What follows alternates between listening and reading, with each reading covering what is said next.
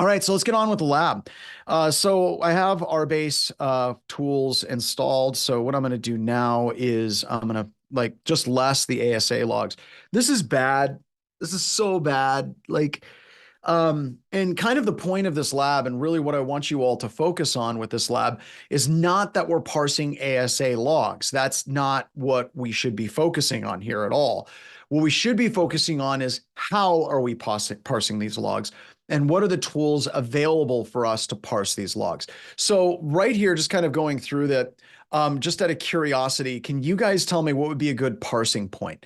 Like, what is a delimiter for this? What is a delimiter for this? Anyone know?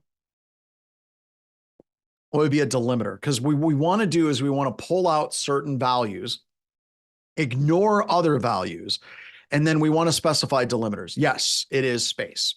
So we've got these spaces that exist that we're specifying as delimiters. And these logs, they're not the worst logs. Microsoft logs dropped to flat file are the worst logs. These are pretty bad, and I think that it makes a really good test case for us to do this analysis a little bit. So let's go ahead and let's keep going. So if I'm doing an investigation, and if you're doing an investigation, you're going to start with an IP address. You're going to start with the system. You're going to start with something that says there is something bad happening here, right? Something bad is happening at 192.168.1.6. The narrative behind that could be a number of different things. It could be like they think their system is compromised. They had, all of a sudden Cookie Monster popped up on their computer and it starts eating their screen and it's going like, me want cookie, me want cookie. So how do you stop the Cookie Monster virus, folks? Anyone remember? Let's see how old you are. Anyone remember how to stop the Cookie Monster virus? Nope. Elmo? No. You type in cookie, idiot. Sorry, I was quoting a movie. In the movie Hackers, there's a scene where the Cookie Monster is eating a computer screen. And people are like, what do we do? What do we do? And the guy with the Nintendo Power Glove and the skateboard goes, type cookie, idiot. It's like, okay, so that's hacking. I got to be honest with you. Hackers as a movie did not resonate with me. Honestly, sneakers and war games resonated more with me than Hackers. But anyway, so we have that. So we have this IP address that's interesting. So if I take this IP address and I just grep out all instances of that particular IP address, I get this. And there's a lot of data here. This is showing us every single connection that is being made between this internal IP address of interest and then an outside IP address. But if you look closely, you see that this 24.230.56.6, 24.230.56.6, 23.24 or 24.230.56.6, we see these connections being made again and again and again and again, and that is our edge router.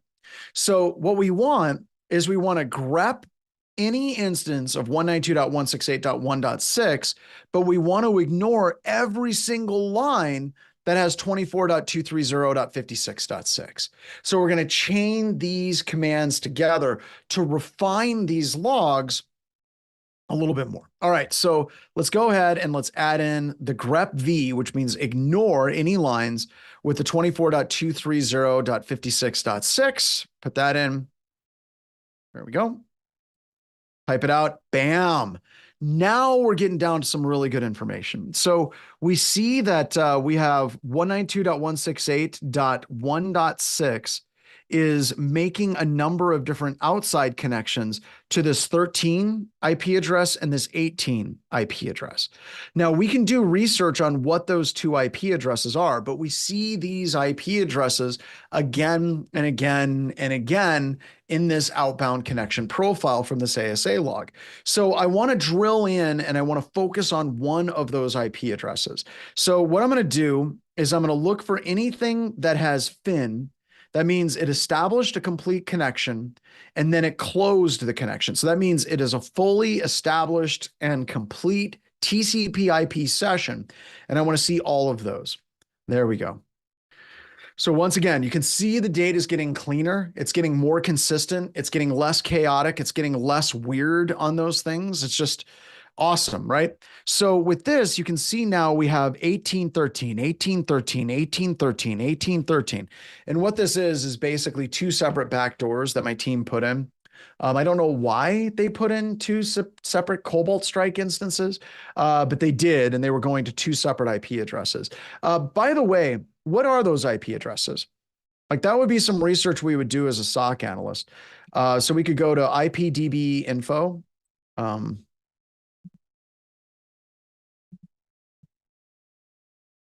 on.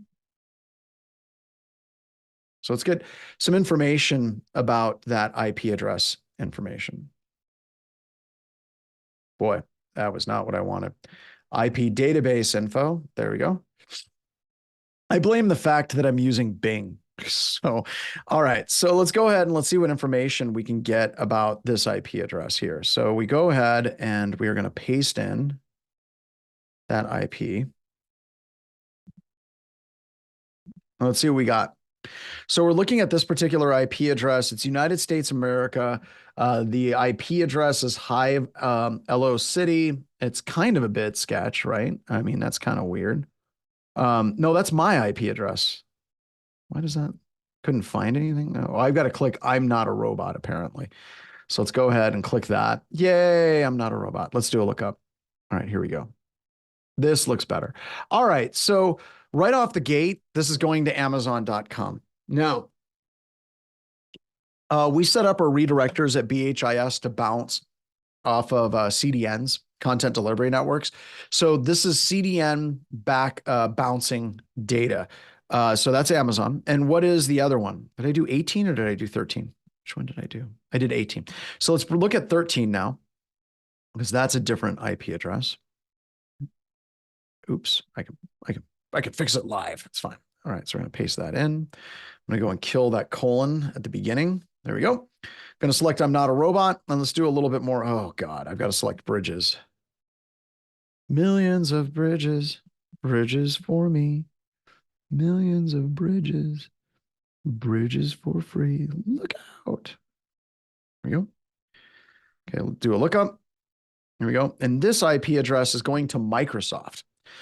Which yet again, we were bouncing our traffic off of Microsoft. Now, the reason why we set this up is I want you all to see that attackers can blend their attack traffic in to legitimate websites. So if you're a SOC analyst and you're doing research on these IP addresses, you're like, well, that's Amazon. I'm sure that that's fine. Or that's Microsoft. I'm sure that that's fine. No, our backdoor is bouncing using domain fronting off of Amazon and off of Microsoft. So we're doing some research on those. So we want to research them a little bit more before we get too crazy. But I want to look at a very specific group of fields, okay? So we saw that those spaces exist. So now we're saying cut. I only want to pull certain columns of data.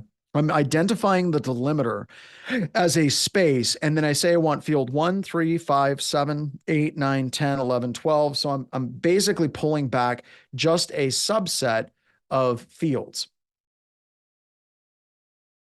All right, there we go. Pull it back. Oh, so good. All right, so now I have teardown connection for outside 13.107.237.38 to inside. And you can look at the duration on this as it's a second. We have lots and lots and lots of very short duration connections, okay? And we have, look at the size, look at the bytes. Look how consistent those are. That's not human traffic. Just so you know, that isn't something that's beaconing like once per second, or sorry, not once per second, but something that's beaconing at 1 second intervals, like as for the connection. And it's almost always the exact same connection size. Well, that's weird. We're going to have to do some more investigation on that. So let's dig in some more. So we're going to focus on just one of those IP addresses. We're going to focus on the Microsoft IP address first, and let's see what we got for the delimiters. Oh yeah, look at this. 8,200, 8,500, 7,000. This is really, really tight, you all. Very tight cluster of data connection sizes, and all of them are just like 1 second duration. There's a lot of packets there. We can then look at it for 18, the Amazon one.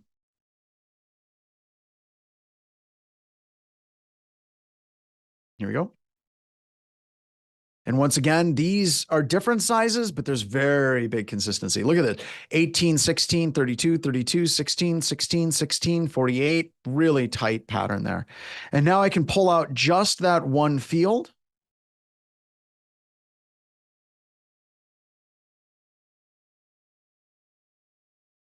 Look at that. All right. So at this point, there's going to be mathematics geeks that are going to be like, yeah, well, what is the mode, the mean, the standard deviation? What is the max value? What is the minimum value? How are you going to do that with Bash? Turns out pretty easily, actually. We have R tools. So with the power of R tools, we are now going to do some math on that field, right? We're going to look for what are the statistical associated values, right? So we're pulling in with R script, and we're going to get standard. We got standard in is going to come in, and we're going to see the minimum value, the maximum value, the mean, the standard deviation, the variance. And you can see right here that this is the minimum value. That is the maximum value. This is the mean. The standard deviation is only 12, and the biggest variance is 151. So when we're looking at all of this, like, what is the point of this lab? The point of this lab is not parsing ASA logs. It just isn't. Okay. I want to really make that very clear, that the point of this is not like, here's how you parse ASA logs. Because ASA, for many of you, as you get further on down your career, there's no way adaptive security appliances are going to be in production 10 years from now. Right? Right? Yeah. The point of this is you're going to be dealing with logs that are text. You're going to be dealing with logs that are going to have delimiters, and you're going to need to parse those logs to understand what is going on in them. So there's this like data.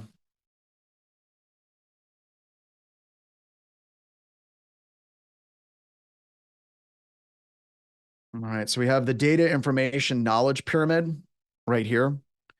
So you have data. All right. So you've got to be constantly looking at your raw data as just raw data, right? So as we start going through and we start parsing that data becomes information, where we parse and normalize that data into fields that matter to us, to where we can start to identify patterns. Now we're getting information.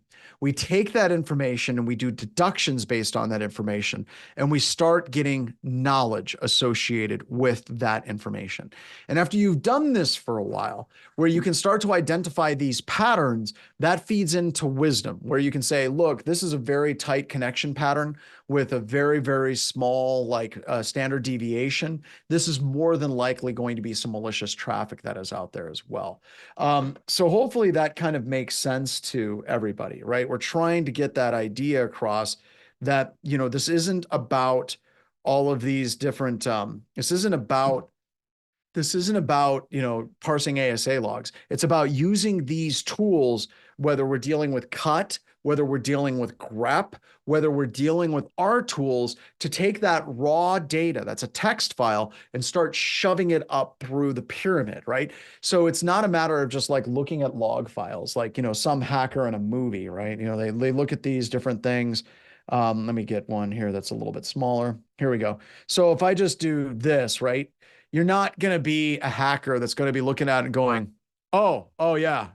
Oh yeah. Yeah. Yeah. I see your problem right there. Yep. You can see it. It's the girl in the red dress. She's hacking your adaptive security appliance. Yeah. Uh-huh. Mm-hmm. Because that's what Hollywood wants to show you. Whenever you're moving up that data, information, knowledge, wisdom kind of pyramid, what you're really doing is you're using tools as a human being would use tools to be able to get to that knowledge gap, to get to that point of wisdom with these tools. So really, this is a lab about grep. This is a lab about R tools. This is a lab about cut is really what we're talking about here. So when we're dealing with learning these new systems, right? When we're looking at identifying logs, where the hell would we find these logs, right? I mean, and that really gets into the crux of the matter whenever you're working in IT. A dirty little secret about computer security, specifically in the world of pen testing, is everyone seems to think that pen testers are just like crazy good hackers that know everything about computers all the time. Like, for example, I know nothing about fax machines. I know even less about printers. And for some reason, I'm a complete moron whenever it comes to aunts and uncles and grandparents' computer systems. It's just very weird. Knowledge is very positional, I guess, right? But really, whenever you're hiring a penetration tester, you're really hiring somebody that isn't an expert in an area. You're looking at somebody that has the proper tooling and wisdom to be able to understand your applications very, very quickly. Dave Attell had a great write up on this on the Daily Dave mailing list, and he was talking about it from the perspective of when they're doing pen tests, whenever he was running Immunity before it was acquired, it was basically his team had people that could become experts at a system in a week, better than the developers at the organization they're testing. That sounds cocky and arrogant, but in a lot of ways, it's true.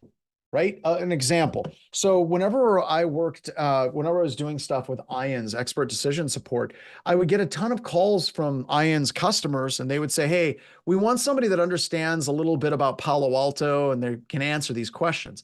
I would go find the manual before I had a call with them, and I would read the manual. And many times I'd get on a call with them. They're like, "Oh, we want to see if this Palo Alto has the capability for cyber deception." I'm like, "What version are you using?" And they say, "We're using this particular version." I'm like, "Yep, that version's got some obfuscation where every single IP address that you scan through is going to show live. This is where that setting is." And they would be like, "Are you a wizard?" No, I read the manual that came with the product. I'm not joking. Seriously, RTFM, which stands for Read the Fine Manual, by the way, RTFM is critical. But the problem is a lot of these manuals don't have a lot of the security stuff that you and me are super duper interested in. So what do we do? Well, it turns out there's this magical organization called the Center for Internet Security. And the Center for Internet Security literally has created the manuals for a wide variety of different applications and servers. So, like Apache Cassandra, HTTP server, Tomcat, Bind, all of these things are there. And what you're looking for in these CIS guides as a SOC analyst is where are their files, their tables, their GUIs, hunt them down. What are the key processes for the server to run? Ping, port, parse. What port is exposed? Where does this store user information? Is it in a file? Is it in a table? Is it somewhere in the Google or in the GUI? How do you audit that, right? What are the core ports that should be open? What ports can be open? And where are the logs, which we just went through, right? So with ASA, you can look up on CIS how to dump the logs off an adaptive security appliance. And it works. It works really well. So some other things that you can do: install the applications, attack and learn, stimulus and response. Run the tool, hit it with Nessus, watch the logs. What do the logs look like out there as well? So an example of this would be PostgreSQL, right? I'm just picking a database. It's not a database that any of you maybe use. Maybe you do, maybe you don't. I don't know. You might be using Mariah. You might be using MySQL. I don't know. I don't know what you're using, but this is just an example, right? So we can look at Postgres, and it has a lot of these details that we're going to look for. Like on the left-hand side, it says ensure the postmaster runtime parameters are in fact configured. So it says select name settings from PG settings where context equals postmaster. What I just learned from that one thing is that there is a table called PG settings. I know that that Postgres settings table is going to be a very, very important table because there's security relevant things in there. In fact, we have the postmaster thing. We also have backend runtime parameters are configured properly, where ignore system indexes, debugging, log connections, log disconnections. We can enable logging, auth delay for brute force attacks. I'm learning a lot just by reading this book and looking at what's at that settings table. User examples. Who am I? Postgres. I now know that the Postgres user context is important. I also know roles, right? So we can see the roles of Postgres user as super user, create role, create DB, replication, and bypass RLs. What are the additional user accounts that they created up for the web server to access the database? And what permissions does that have? Because if you look at the database and you dump the users from that table, and they have a user called web server, and it says web server has super user, create DB, replication, and bypass RLS, you know that they've over provisioned the web server coming into the database. And that's just ripe for SQL injection as well. Ports and privileges and services. How do we find out if things like encryption is enabled? Is it actually required? I can see all of this, and I'm learning by reading this book where these security relevant settings actually are. Now, let's tie this into something that's going to get some of your attention. Jason's going to come in, I think, but we're going to go to Indeed, and we're going to do a lookup. Okay. All right. Let's go to Indeed. Here we go. All right. So I'm going to go to Denver, Colorado. Here we go. And we're going to pretend that I'm looking for a job. Let's go SOC analyst. Okay. In Denver, Colorado. Search.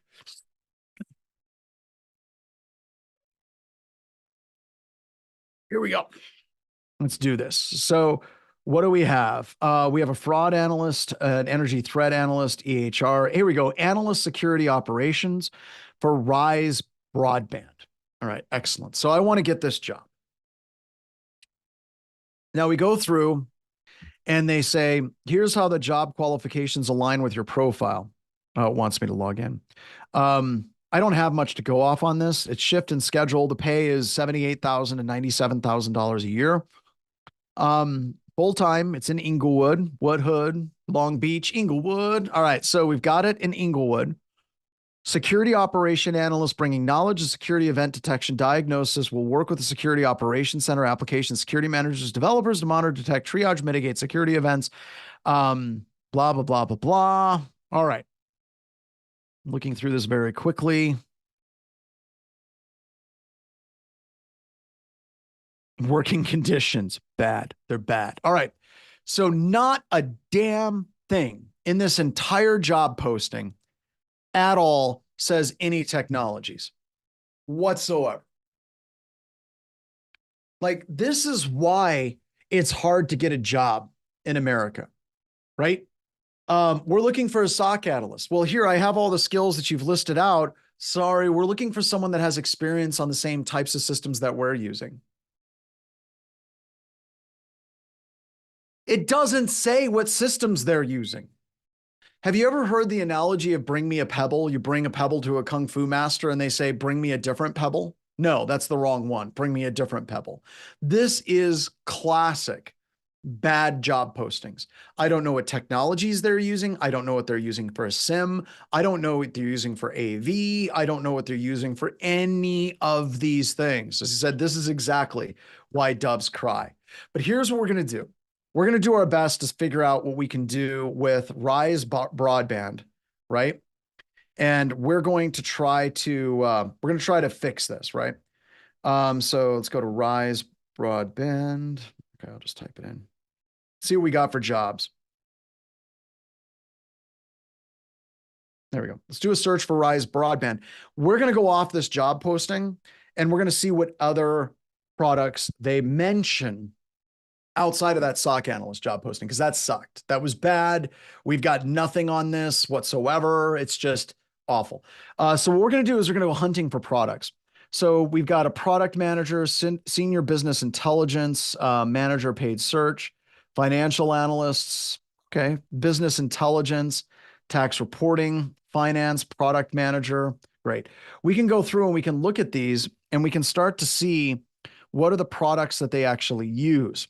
And they're being kind of coy with this. They're not listing out any products, which is fine. And the reason, more than likely, why they're not giving us products and the actual software and things that they're using is they're probably trying to protect it from a security perspective. Oh, those are construction. Oh, core fiber builds. Awesome. So now I know that they're using fiber. All right. Okay, cool. All right. So cute. They're going to be coy. Screw it. I can deal with this. All right. So what we're going to do is full recon against them. So we have Rise Broadband, right? And we're going to go to built with.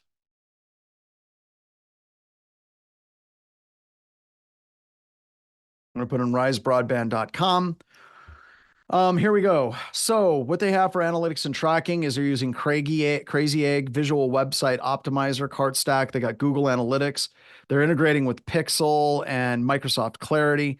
Great. We know that they use Zoom. We know that they use Slack. We know that they're using Yoast plugins. Typekit. What else do we have? We have all of these different things. All right. So now they're using Adobe Enterprise Cloud, right? So what we're doing now is we're going to build a list of technologies that they're actually using. We know that they're using CloudFront. Excellent. So what you would do, Atlassian Cloud, Rike, WordPress, all of these. Let's do a little bit more. Let's go. I'm going to take this. I'm going to do site : I don't want to do that. I don't want www. We're going to go risebroadband.com. Let's see what we got here. All right. So we have my account. We know that we got the web technologies that they're using for Rise Broadband for the www server, but there's a lot of stuff there. All right. So what we're going to do is we're going to minus out www. I don't want to see that anymore. Excellent. Bam. Yes. Right off the gate, they're using ADFS. All right. So this is a Microsoft product. They're running ADFS. Excellent. Now, whenever I'm getting ready to do a SOC analyst interview with them, what are you going to do, boys and girls? What are you going to do? You're going to research ADFS, right? So right off the bat, we've got ADFS. Awesome. I know that they're running ADFS. Now I'm going to minus ADFS like that. I don't care about that anymore.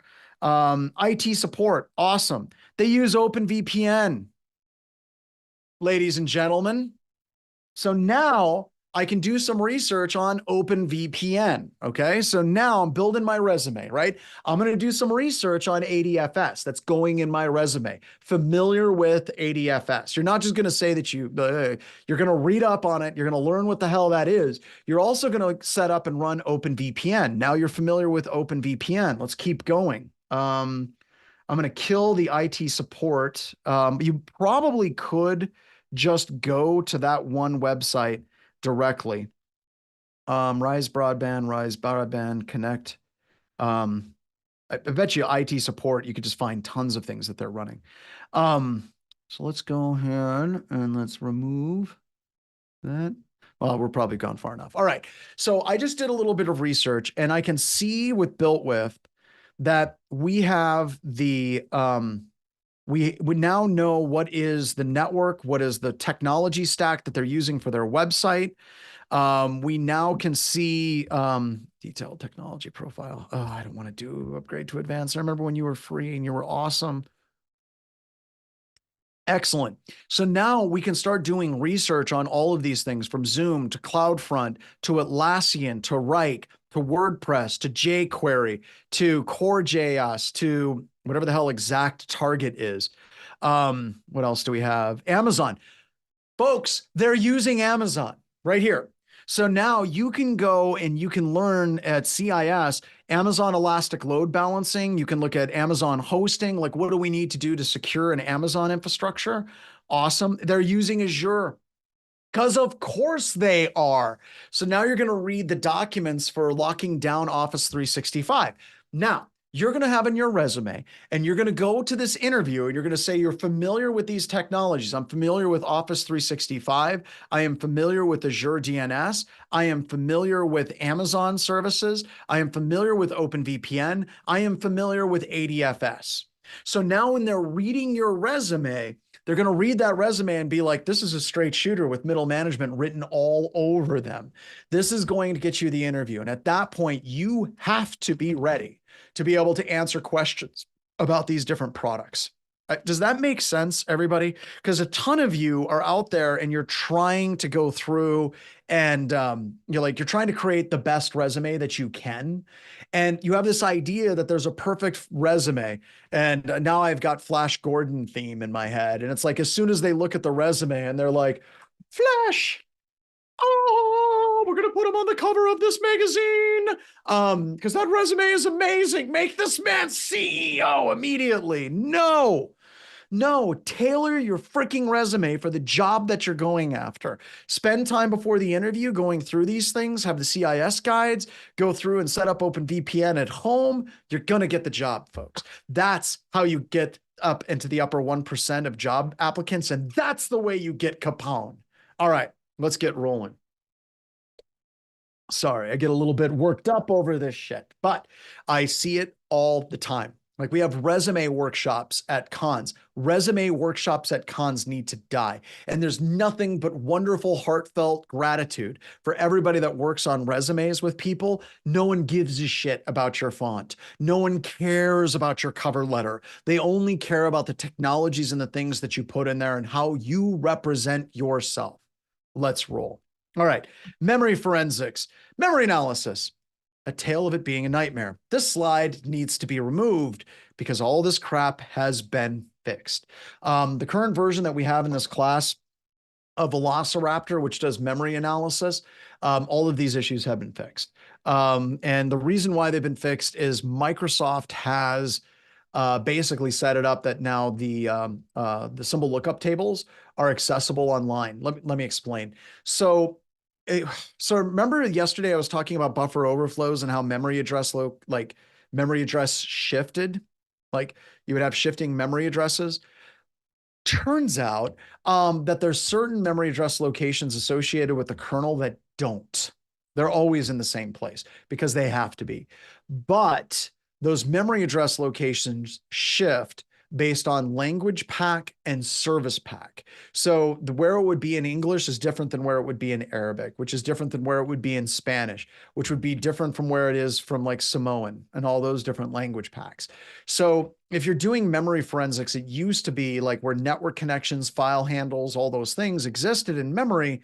It wasn't super consistent, and Microsoft closed off the web portal that allowed you to be able to see where those things were very, very quickly with the lookup table. They have that available. The new version of Volatility, which is the tool that we're going to use and should totally be on your resume after you get done with this class, allows us to do. Now, a quick point about memory analysis.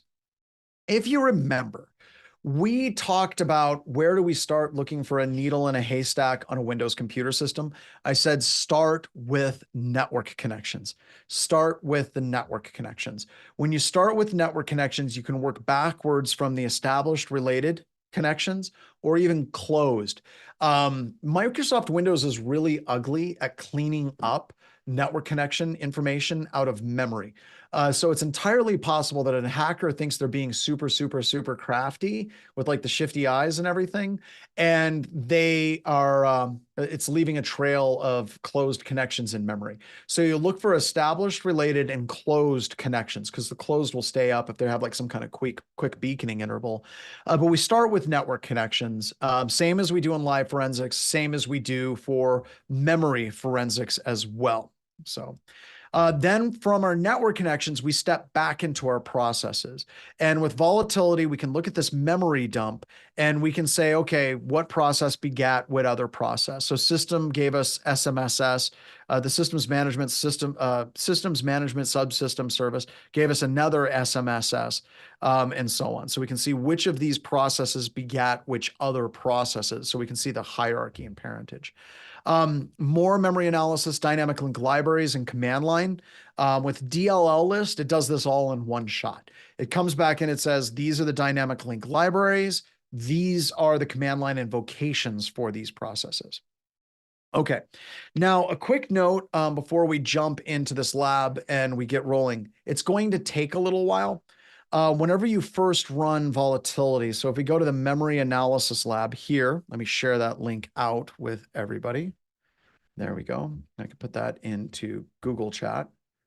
There you go. You got it in Google Chat, which is great.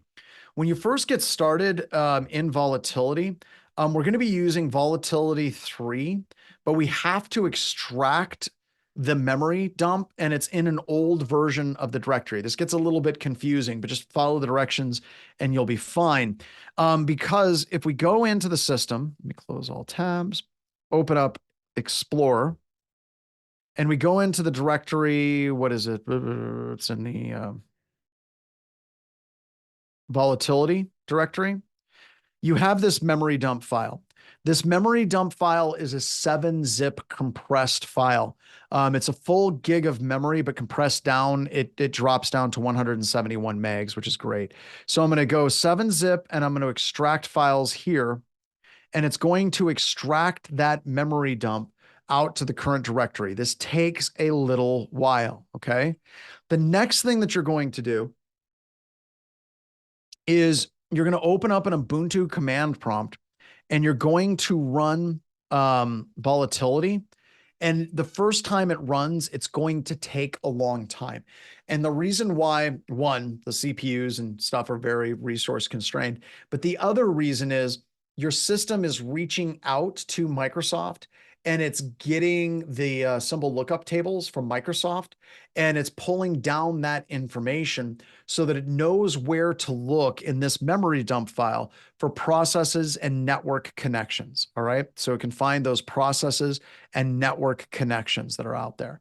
So there we go. It's starting. Like I said, decompressing things takes a while. So your VM is going to be running a bit slow. So as you're doing this lab, please don't panic. All right. Please do not panic. It takes a while for it to do these things because we're doing some pretty heavy operations on your computer systems. So I'm going to go through, we're going to CD into Mount C Intro Labs and paste that. Then we're going to extract volatility 3.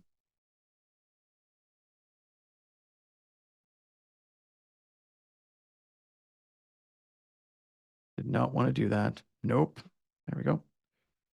Time to panic. No, nothing like that. Then you're going to CD into the volatility 3.1 directory after it's extracted everything. Here we go. Here we go. Here we go. Then you're going to run volatility. And this is going to take the longest for people. So we're going to do volatility. We're going to invoke it via Python. And we're going to start by doing NetScan to look at the network connections. Now in this, we identify the profile as well, but here we go. So it's going to take a while. So you can see it starting. And now it's reaching out to the internet and it's starting to pull down the information. And then it's going to base that lookup table information. It's then going to scan through the entire memory file to identify where the network connections exist. And that's where I'm going to leave it for this lab. And this lab is going to take a while just because it takes a while for it to run, but it's incredibly, incredibly powerful. So before we break for the lab, I do want to call out, this is a skill that a lot of people don't do.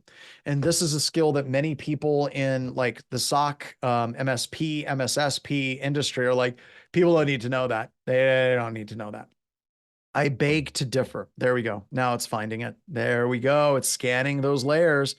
So the reason why I disagree is this particular dump that we have is a vmem file. What is a vmem file? Ladies and gentlemen, boys of all ages. What is vmem?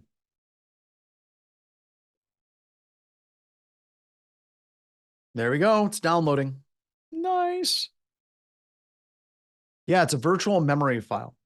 So if you ever think that a web server or any server is compromised, you can snapshot and pull off the memory file and do full malware analysis on that memory without ever touching the computer system.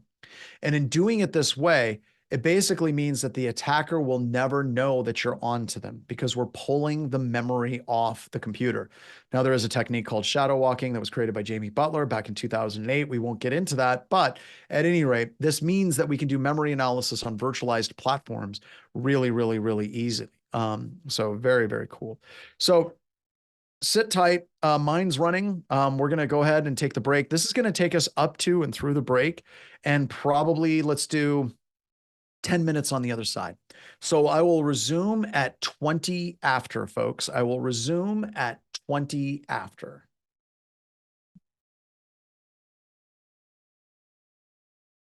All right, let's keep going. Once again, huge shout out to Daft Hack, No Bandwidth for the tunes, which is associated with The Future Is. Be sure to go to Reka.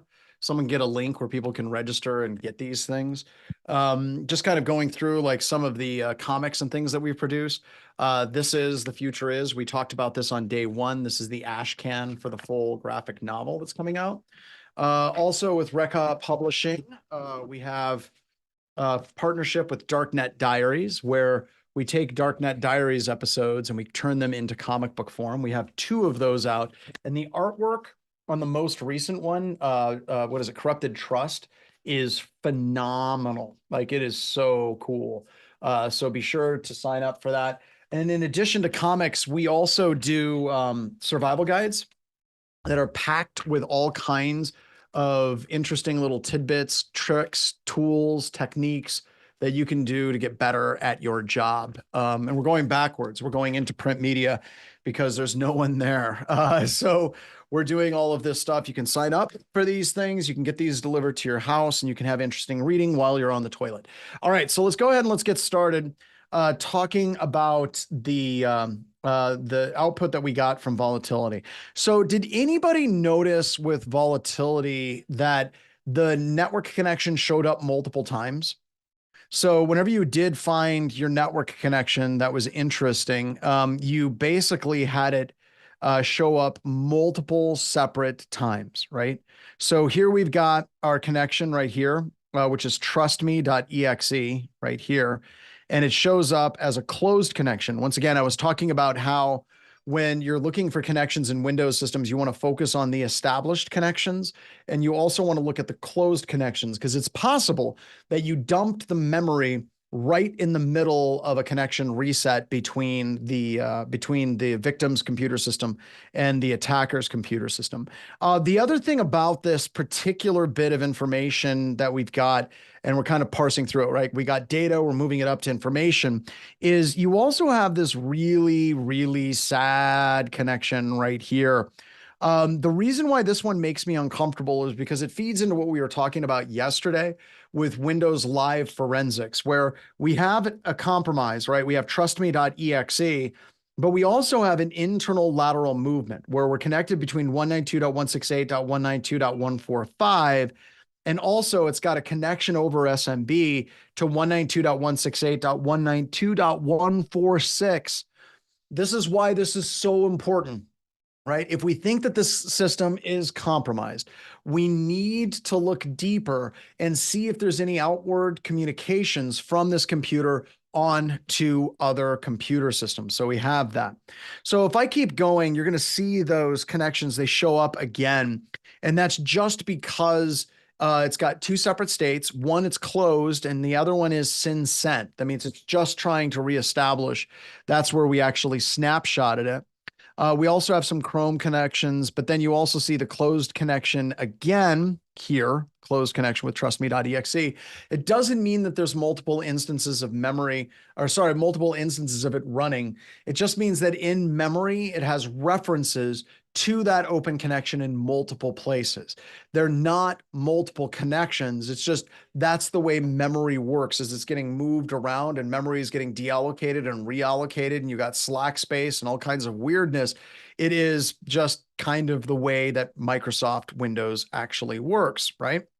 All right, so those are the network connections. So we have the trustme.exe executable is interesting to us, right? We want to look into that. We actually have the process ID. I'm going to scroll down and we'll get that process ID and we can do some additional research on it. Right here, we can see it's 3616. Usually I like to have Notepad or something open where I'm writing and documenting all of this information down so I can see what's going on. But I got this 3616 PID, this process ID. Now, before we get too crazy and we go too much further, does it mean whenever you have a process ID that the lower the process ID is, the older the connection is, or the older the process is? Is there any correlation between age and process IDs for non-system processes? No, there isn't. Process IDs get handed out, they get put back in, and then they get reused again. So you can't look at the process ID as, you know, the younger process is going to have a newer, higher process ID. So those process IDs are fairly randomized insofar as what they're actually doing, right? So we've got the parent process ID is 3616, which I think is Explorer. .exe, and then we have 5452. So let's drill down a little bit more, kind of reran this. So we've got PS tree, and PS tree is showing us that we have trustme.exe was started by explorer.exe. It begat cmd.exe, and it begat conhost and net. So what you're seeing here is lateral movement. All right. So if I look at these connections right here, this is all lateral movement. Okay. So we have trustme.exe. That's the malware. It spawned off a command shell. It ran net use to mount a share on that other IP address, and then it invoked connection host as part of it. Now, what's really interesting is what is the process ID associated with the network connection that made that connection. So let's go up here back to our network connections. Okay, and let's take a look at it. So I'm going to go ahead and try to find my, here we go. That's not it. I got to go up to closed. Here we go. So look at this. We have these two connections. The bottom one is our malware. That's trustme.exe. The second one is our connection. What is the process ID of that connection that made the connection to the remote computer system, the 192.168.192.146? What is the process ID for that one? Anyone? What is that one? Got a bunch of people typing. It's the system process. All right. So this is one of those things that's going to be a gotcha. If you don't practice and do these things in a lab, whenever you mount a share on a Windows computer system to another Windows computer system, that share is not going to be mounted underneath your user ID. Your user ID is going to invoke connection host, is going to invoke the net command, but the actual connection is going to be brokered and handled by the system process, right? And these are things that you've got to know before you testify. And if you're ever testifying on things that you found in an investigation, one of the strongest tips I can give you is try to recreate your hypothesis in a lab. So if you're like, well, I think that that's the system process that actually makes that connection, that's a great theory. Test it. So if you're under cross-examination and they're like, well, what makes you think that, Mr. Strand? It's like, well, we went through, we recreated it in the lab, and we saw the exact same expected behavior as our theory. All right, so there we go. We've got processes. We did PS list, and then we did PS tree. There we go. The next one that we're going to do is we're going to look at DLL information associated with that 5452 process ID. Now, my question to you all is why Explorer? Why did Explorer run trustme.exe? Does anyone know why? And what is Explorer? What is an Explorer? How is an Explorer? Why is this process started by Explorer? Anyone know? Right? Anyone? User clicked it. Yes. So anytime you run something, your user does not run that thing. Explorer runs that thing for you. Okay. Explorer runs that thing for you. This is important because if you ever get into the point where you're working an incident and you see that something's ran by Explorer, you're going to be able to explain, well, a user double clicked it and ran that executable.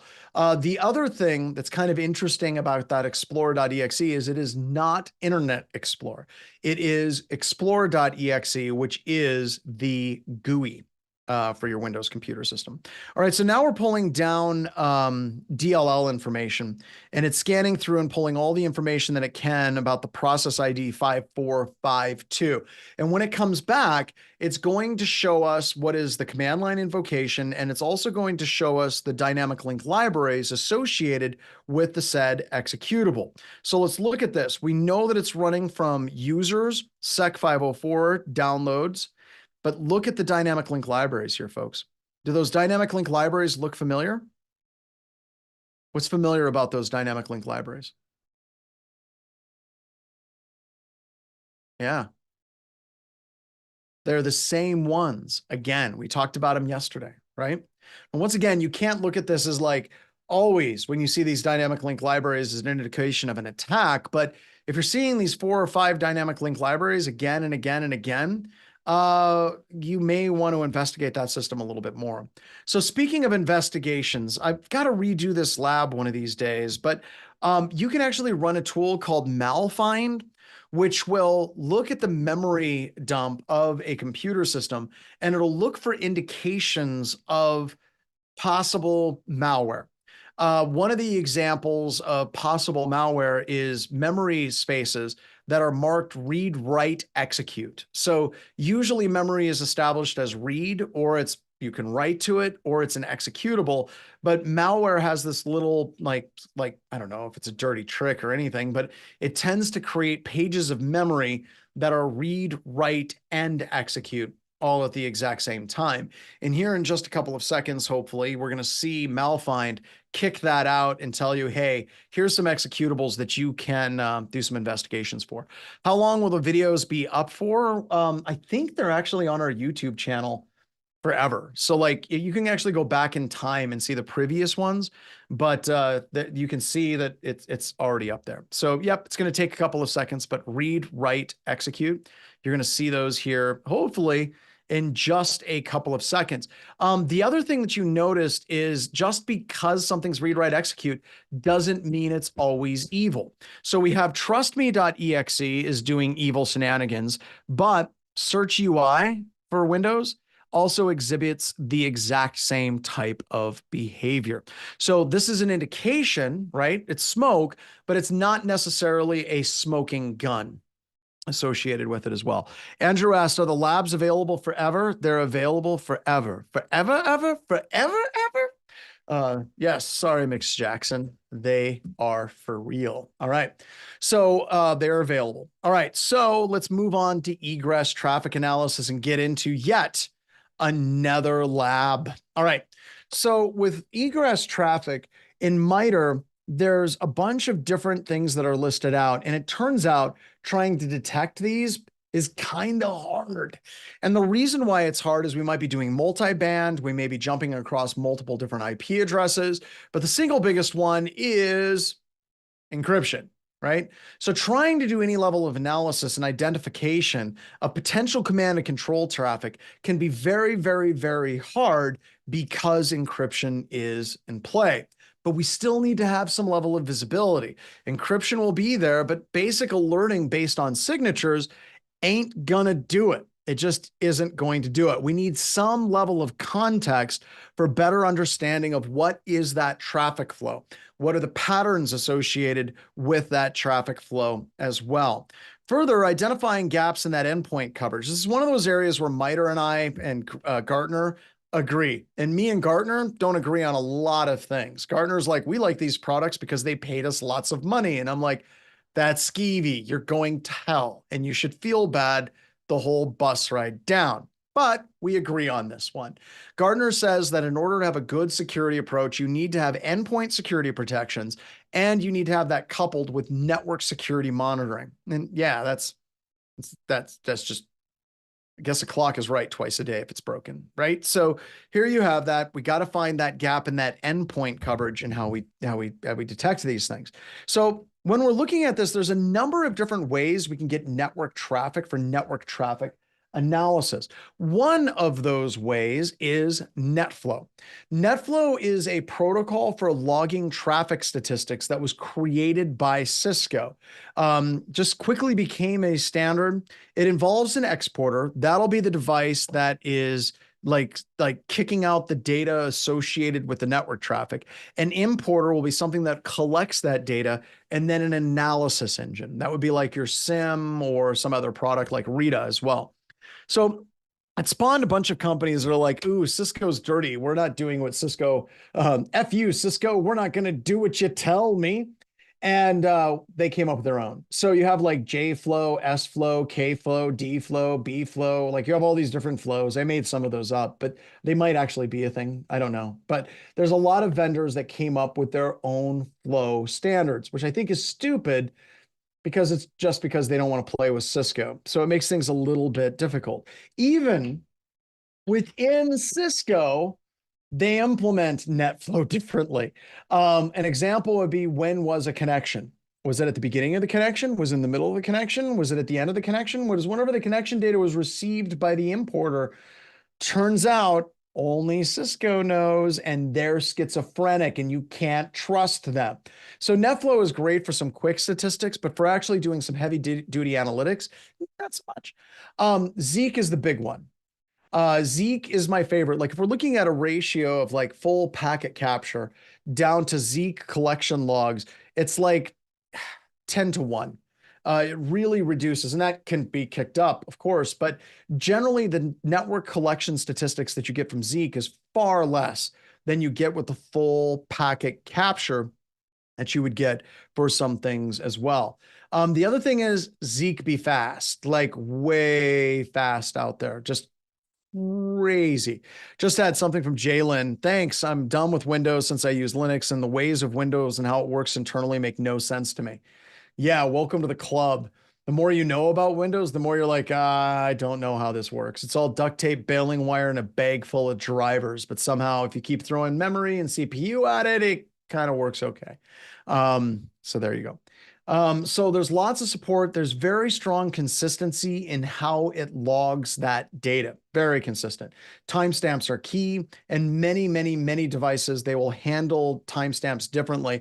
When you're running it on like Zeek, those timestamps are spot on. They're really cool. Also with Zeek, it allows us to kind of start moving away from simple signature-based detection, right? We can start doing that behavioral anomaly detection, right? And the reason why is there's so many ways to obfuscate traffic, right? Like you can encrypt it in a variety of different ways, and you can hide in plain sight, right? Like there's tons of ways that you can do this. Encryption, encoding, or you can just bounce things off of Google and DNS.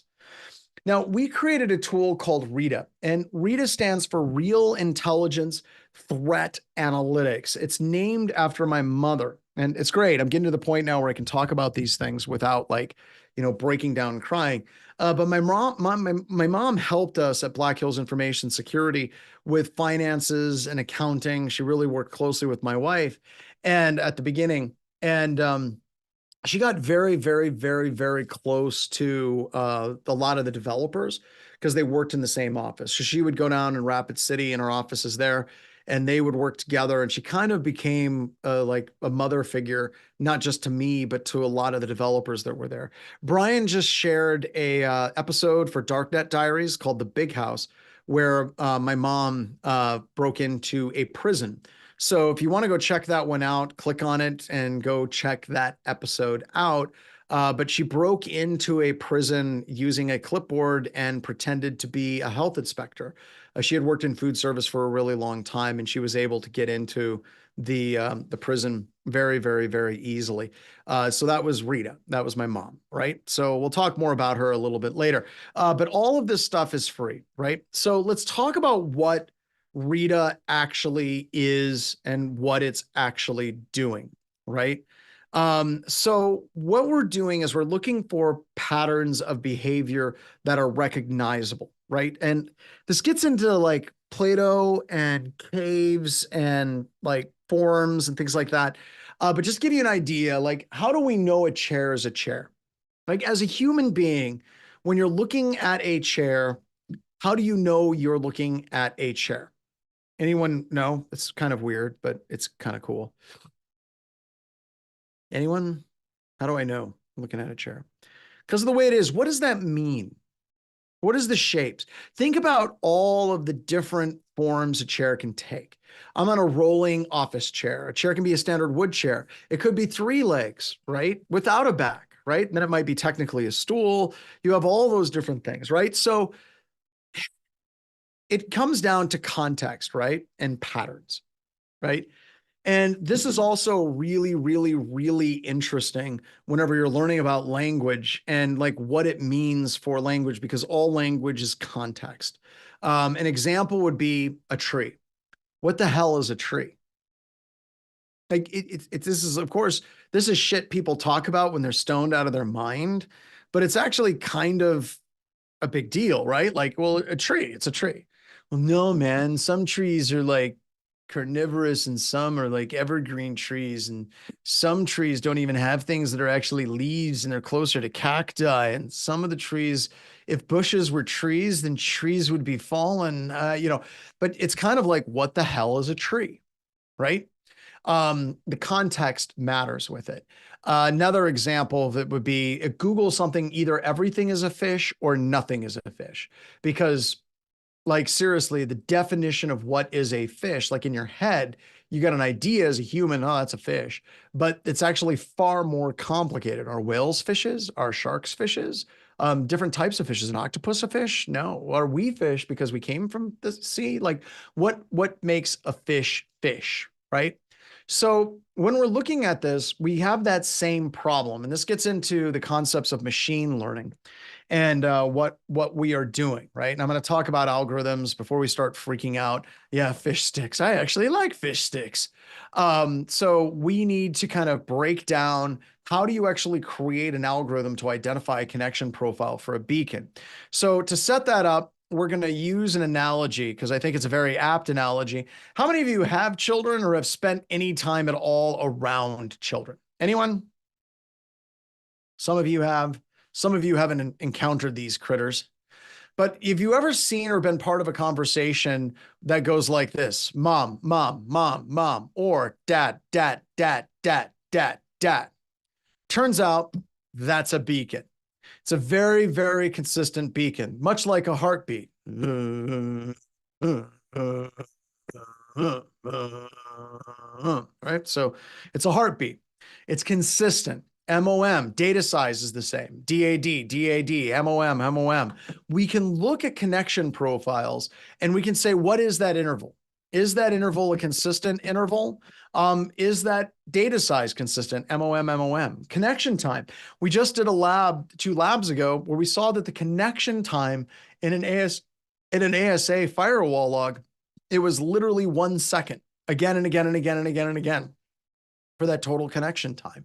So those are attributes that, instead of us going through and carving through ASA logs and trying to do our tools, we can just do that automatically to identify those connection profiles, to potentially identify beaconing traffic leaving your environment. And it's also interesting that if an attacker goes through and tries to obfuscate by implementing some type of randomization, it actually makes a stronger indicator for us to be able to identify that beaconing traffic as well. The other thing that we can do is we can look at long connections, because Rita doesn't just look for beacons. It also looks for long connections. So I want you to imagine a string of spaghetti, mom spaghetti, because there's vomit on the sweater already, right? So we have a string of spaghetti uncooked, right? And if I break that string of spaghetti, it's going to break into a random number of sizes. Some of those pieces are going to be very long. Some of those will be tiny. Some of them will be medium sized, but it's going to snap in such a way that there's going to be a variety of different sizes with that spaghetti being broken. With connection intervals, attackers can do the same thing. They can go through and they can make a connection that's real short, one that's medium, one that's long, one that's short, that's long, that's medium, and they can vary their connection intervals. But when we reassemble that spaghetti, when we reassemble all of the connections over the course of an entire day, and now I am hungry for spaghetti, when we reassemble all those connections over the course of a day, how long does it add up for? So if we take the source and destination, regardless of the interval and all these different things, if it comes up to be, 86,000 seconds, that's probably some type of connection profile that you want to investigate in your organization. So we can look at all of these different things and we can assign a score, right? The closer a beacon is to perfect, the closer it gets to a value of 1. Or we also say 100%, but we do it in terms of 0 to 1 on that, right? So if we have a 1, it means it is a perfect beacon. But here's the deal. You have a lot of beacons in your environment. Sometimes you have Windows updates that beacon on a regular basis. Sometimes you have Google updates and Oracle updates and all the software updates, they beacon. But how would we know which ones to go after? One, AC Hunter and Rita have the capability of doing allow listing to create a list of what is normal beacons. That's pretty neat. The second thing that you can do is look at the number of connections. So if we're looking at this beacon and it has a perfect beacon profile and it has 108,000 connections, just for the record, that's a lot of freaking connections. Start there. Yeah, let's start with that. Work our way backwards, right? So if you were a nation state attacker and you were trying to bypass a tool like this, what would you do with your beacons to make it blend in a little bit better? Anyone have any hot takes on this? HK, Kelly-Sar, rotate your IP address. Yep, we got the capability of detecting that. Multiple sources. Spread it out a little. Don't be a nation state. I like that one. Very sporadic pings. Slow way down. All right. So let me kind of walk through and jitter, we catch that. We'll talk more about that here in just a little bit. But whenever we're looking at like nation state level stuff. So I've done hot nation state on nation state action, dirty nation state on nation state action. And you had a couple of rules, right? One of the main rules was don't get caught. That was probably the first rule, like they taught you right away, which is weird because sometimes they wanted you to do the attack from DoD IP addresses, which that's a whole nother story. We'll get to that one later. But anyway, the other thing is you have people that say, well, what if you did one ping callback per day? That seems like a good idea, but it's dumb. And the reason why it's dumb is if you're looking at like operational tempo and you set up a backdoor and it beacons back once per day, I can guarantee you're going to have a commander or a general that's going to be like, Mr. Strand, please open up the connection to the system that we compromised. Like, well, sir, it beacons back once per day. And it just beaconed back and it's going to be 10 o'clock tomorrow morning. You're going to get your ass handed to you and it's going to hurt the whole time. So you have to find a way that you can establish a connection profile where it is usable. Even the Russians with Solar Wind had a pretty solid connection profile after the connection was reactivated. We know this because we caught Solar Winds a couple of months before it was released to the public. So with this in mind, you need to have an operational tempo. So what you see is jitter. Turns out Rita will nail jitter to the wall. So let's talk about jitter. Let's talk about jitter. So let's say that I set up an interval of 10 seconds plus or minus 20%. That means that there's variance in my connection profiles where my connection can be anywhere between 8 seconds and 12 seconds because of that 20% jitter. What happens is it becomes balanced. You'll see an equal amount of connections between 8 and 10 seconds as you would see between 10 and 12 seconds. That's a detect. The other thing that you'll see whenever you implement operational jitter in your backdoor, steep cliffs. You'll come up with an area where you have your jitter profile, and then it'll be a very clipped profile cliff-wise on either side, the high and the low thresholds of the jitter. That's important because yes, Rita can totally detect that, right? So that's what it does. Now, you're not just going to find malware. Now, this sounds weird and it's going to make people uncomfortable, but you're going to have to stick with me for just a couple of seconds. I think we've established a lot of trust at the point of being at day 3. Lots of trust here at this point. But I'm going to tell you, if Rita detects something as beaconing, it's not a false positive. Now, let's talk about what that means, right? Because you're hearing circuses in the background. And I'm like, step right up for your snake oil. All right. When it finds something's beaconing, it's flipping beaconing. I didn't say it was always evil, and I didn't say it was always malware. Okay. It wasn't always malware. You're going to run into a lot of things. Like in the upper right-hand corner, a Gillette hospital was targeted via ransomware. They came in through RDP. Turns out remote desktop protocol kind of freaks out Rita because it beacons very consistently and it's a lot of data. So Rita's like, hey, you might want to look into that. Now, does that mean that RDP is evil? It's a solid maybe. It's still something your security team wants to investigate. Nuance, not Petya attack. Nuance are the people that created Dragon naturally speaking software. And Nuance has this capability when you're troubleshooting for tech support that you can give remote access to Nuance to basically remotely access your system to fix the software. Is that evil?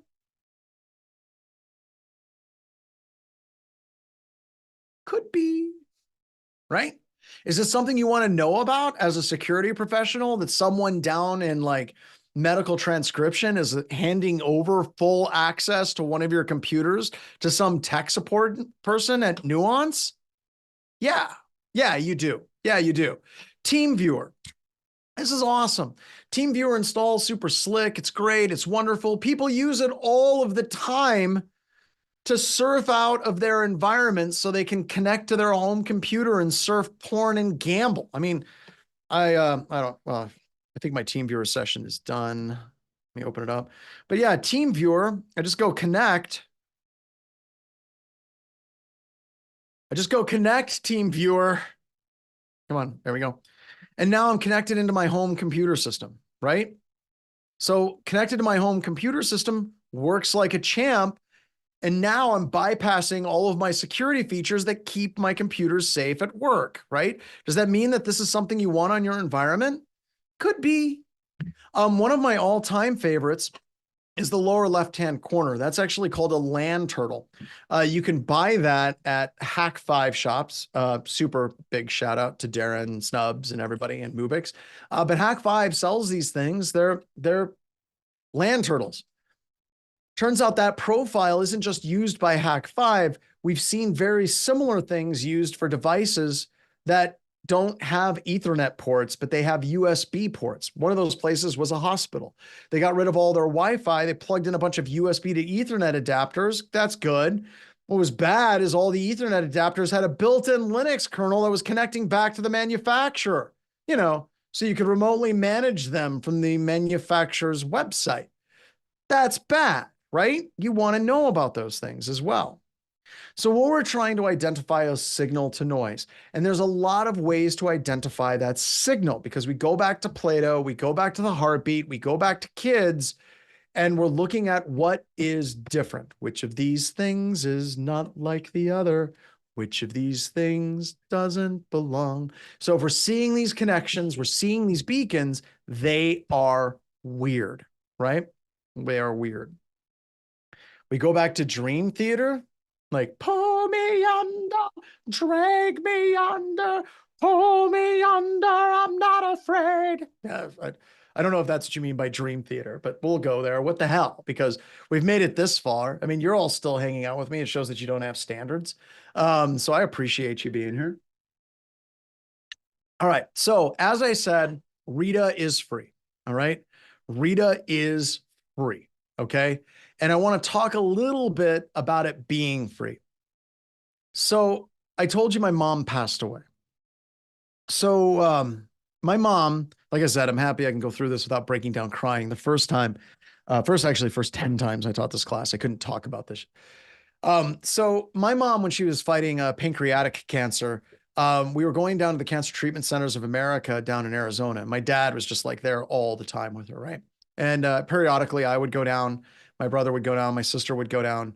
And I remember one time I was down there with my mom and she had just gone through chemo.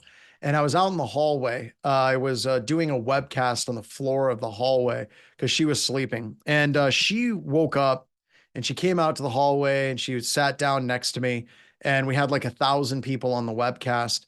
And she was listening in. And then she started talking to people about what was going on in her treatments and all those things.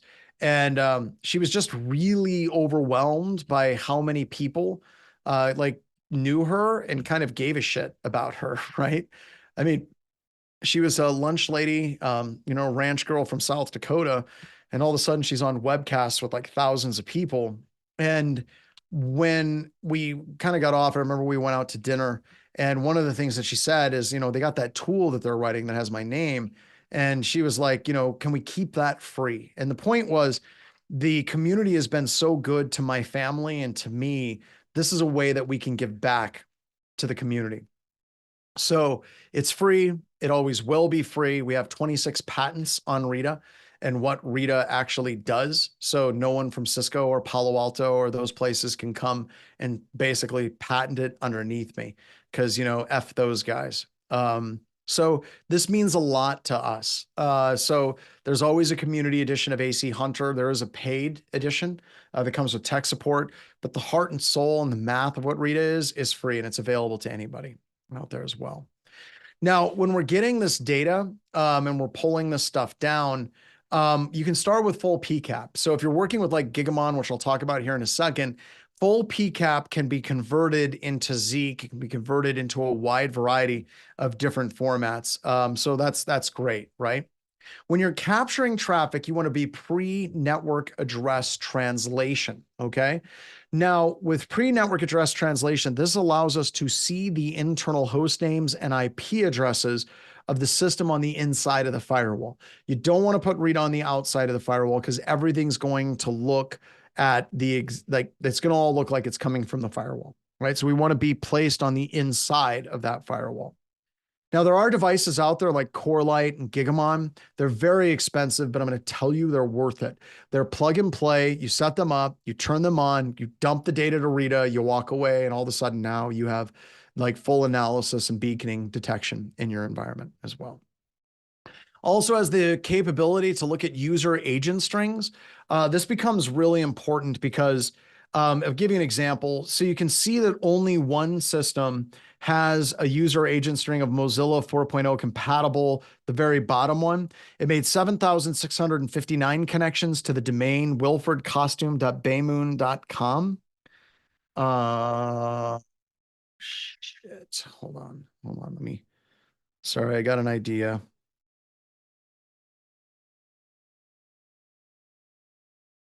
Hold on.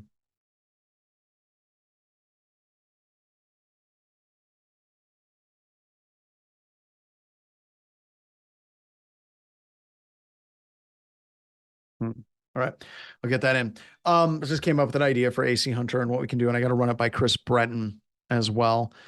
So yeah, it's really cool, but you can see that only one IP address is using that user agent string. That's weird. That shouldn't be normal under any circumstances whatsoever. JA3, or JA3 from the fine folks at Salesforce, they've gone through and they've done TLS SSL client fingerprinting to be able to identify the handshakes for TLS SSL. And ultimately, this is another way of looking at signals analysis. We're looking at it from a long tail perspective. What are the rare things that happen in an environment that we can do an investigation on? Also has the capability of pulling in Google Safe Browsing and a bunch of deny lists online that are available for free. You can pull those deny lists in, and then you can integrate it with AC Hunter so it can correlate beaconing behavior with known deny list bad organizations. Also, Megan, thank you so much. Just brought up Chris Breton's Getting Started in Packet Decoding class. So if you want to learn packets from the guy who taught me, like literally, I was a snot-nosed punk back in 2003, thought I knew everything. That guy kicked my ass. Chris Breton is one of my best friends. He's my mentor. He's my business partner at AC Hunter. So go ahead and check it out. And all of this can be implemented in Security Onion. So if you have a Security Onion environment, you've set up, you're running it at home and all these different things, you can run it in Security Onion, no problem. And that brings us to the lab that we're going to do. We're going to work with Rita and AC Hunter. And this lab will take us up to and through the break. I'll probably resume at like 30 minutes after the hour. But you're going to go into the tools directory. You're going to open up the HTML report for Rita, and you're going to look at what data Rita has. This is literally just a prettied up output of the database tables for Rita. So get through that pretty quick, because the cool thing starts down here where you get to play with AC Hunter. With AC Hunter, you will log in. Stupid Mac. Here we go. You will log in and you'll be able to look at what beaconing data looks like inside of AC Hunter. Now, when it's asking for questions, don't update my AC Hunter. I want to see what it does. When you're logged into AC Hunter, it's going to ask you about data sets. To switch your data set, you're going to go to dashboard, little gear thingy, and then you will choose your data set there. Okay. Once you're in, it's going to ask you questions like in, let's say, JAW3 strobe agent. It's going to say, what is the DNS information? And you can click on DNS at the bottom and it'll give you the data that you need to look at.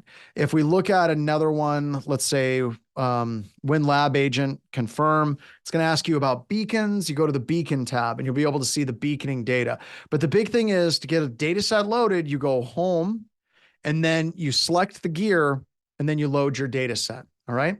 So that is the lab. I'm going to give you all half an hour to do this lab because there's a challenge and some questions below that I would like you to answer. If you could screenshot and do a write-up of your answer and share it with people in Discord, that would be great. If you want to hide something in Discord as a spoiler, you do like bracket, spoiler, whatever you're putting in there. And then you close it with a bracket, and it looks like this in Discord on the other side. So you can see that it's a little black box. And if you click it, it actually shows you what's on the inside. So you basically do, pipe, type in what you want, pipe, and it'll make it a spoiler so it won't break things, or vertical bars and things like that. All right, so let's get to the lab. If you guys need anything, let me know. Let's set 30 minutes on the clock. Let's go. Right, we are back. So let's go through this lab. I'm going to jump straight down to the question section. I'm probably going to have to log back into my AC Hunter instance because that's what happens when you get 400 people logged into AC Hunter at the exact same time. So hold on. Hey, Paul. Hey, what's up, dude? How are you? I'm doing good. I'm just teaching a class. We got like about 400 people on. If you want to say hi. Hi, 400 of John's students. Dude, can I give you a ring when we're done? Yeah, I just had a quick question for you about someone we met years ago at a SANS conference. Oh, dear God. I'm not gonna, was I sober at the time? Please don't tell me it was the time we were dropping circuitry into bourbon. No, different time, but all good. It was all good. And it wasn't the time that we were doing keg stands in your backyard. Okay. That was a different time. And it wasn't the time that you got married in Vegas. Okay, good. That was a different time. All right. She was pregnant at the time. She was, but we don't talk about that, everybody. So, all right, dude, I'll give you a ring after this. Okay, man? Sounds good. Thanks, Bye. John. All right. So, so let's do this. All right. So let's go to the first question. I'm going to, that didn't get as embarrassing as it could have. So we've got a couple of questions. The first one is in the WinLab agent data set, what is the connection interval for 10.10.98.30? All right. So that's cool. So I'm going to go to WinLab agent data set, confirm that. We're going to go to beacons. And we're going to look at the connection interval. All right, so the mode connection interval. So a couple of things about AC Hunter that are really, really super cool. The first thing is our connection interval is 15 seconds, right? That's our mode. The other thing is this particular backdoor is created by Geoff Thayer, and he was trying to get around the beacon detection in AC Hunter. And notice that the skew is really weird. It's not a flat histogram. We have anywhere from 1 second all the way up to 16 seconds, but the majority of all the connections are at 15-second intervals. And the reason why Joff did this was because he thought at the time that we were using k-means clustering, which we do actually use. So if I go to k-means, oh, it's wow, that just popped up and it recommended Kmart. That's awesome. I feel old, Google. F you. All right. So k-means clustering is an algorithm that is used to identify consistency and patterns. And if you're using k-means clustering for frequency analysis, you can actually get around it a number of different ways. It works well, but it needs to be used in conjunction with other algorithms. And we use k-means clustering, and we use k-means clustering and MADMA, medium average distribution of the mean. So it still gave this beacon a 98% like interval that, hey, this is probably something that needs to exist in a high level score. Sorry, I got completely sidetracked. We're talking about being old doesn't exist. Old doesn't exist. The other thing is look at the histogram and the connection intervals down below. Do you see how flat that histogram is? So we're moving to ClickHouse for our backend database, and it does all of this stuff automatically. And one of the other ways that you can identify a beacon is by looking at that connection histogram. And if it's really flat, that's a good indication. And that actually smokes out a whole bunch of different jittering algorithms that attackers can use. So that's fun. The next one is GCAT dataset. What is the fully qualified domain name of the system that is beaconing? And a little bit of background on this tool. GCAT is a tool that we created as a proof of concept tool to show that we could use Google email as a command and control mechanism. So the backdoor constantly checks to see if there's any commands by checking its email in Google. If there is a command in its email, it executes the command and then it emails itself the results back.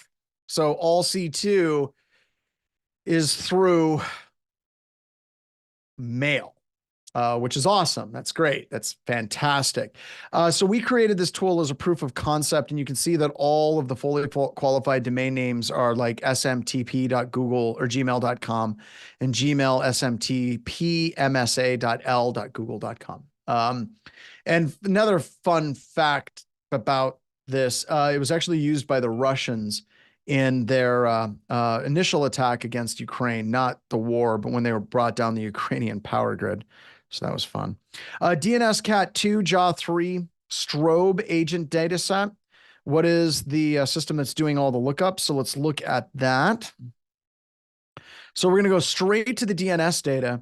And you can see here, and this is why I was zoomed in because I like to zoom in on this page, that we have 62,468 fully qualified domain names. Now, what's a qualified domain name? So like www.google.com, mail.google.com, maps.google.com, those are fully qualified domain names. They have hosts all the way down. Now, Google has a lot of them. I don't know of any organization that legitimately has 62,468 subdomains associated with it. Like, not a thing. That is not real. Not a thing. So that's a backdoor. Specifically, it's a DNS backdoor called DNSCAT2 by Ron Bowes. Other fun thing about this is only one system is making all of these queries. One. And that could be totally legit. It could be that's the internal DNS resolver for the environment. But that is also the only system that's making any direct connections to it. So you got like www.google.com, mail.google.com, maps.google.com, microsoftsucks.google.com, screw you, amazon.google.com. Those would all be fully qualified domain names on there as well. Specifically, AC Hunter works with Zeek logs. And if you go to AC Hunter, there's a community edition. Oh, wow. Look at this. It looks like AC Hunter. We got people squatting on our product. That's cool. But the difference between us and them is we have a free community edition that you all can run, and you can set it up at home. There you go. There it is. So check it out. You can run it at home, and you have full instructions, by the way, on how to set up AC Hunter Community Edition at home using the power of ARP cache poisoning. Full instructions there on how to do that. Yeah, because that's fun. All right, so we have all of that. So that's it for the AC Hunter lab. And now we're going to move on to user entity behavioral analytics.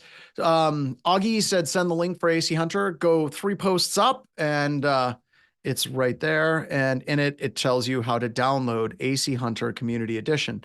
But because I'm a champ, I'm going to share that link with you as well. There you go. There you got it. Got it. Now, log analysis, just to be completely blunt, sucks. Like, it's bad.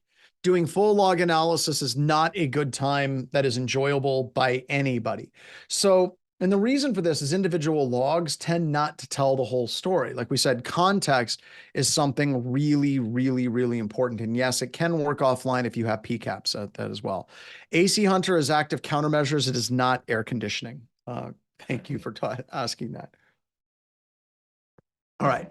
And if we're looking at MITRE and UEBA, like this huge amount of the possible like detects are actually detectable by, or attacks are actually detectable by UEBA, right? So they're really good. Oh my God. Smithy J just said they're both really cool. I'm going to give props for that dad joke. Very good. Very good dad joke. Well played, sir. Well played. So like I said, there's no such thing as an event log that's like, you've been hacked. It just doesn't happen, right? Traditional Windows logs don't log useful data, like at all. Like seriously, like if we go to the Windows system that I have over here, let me go ahead and open up Windows event logs. And oh, I bet you my VM timed out. No.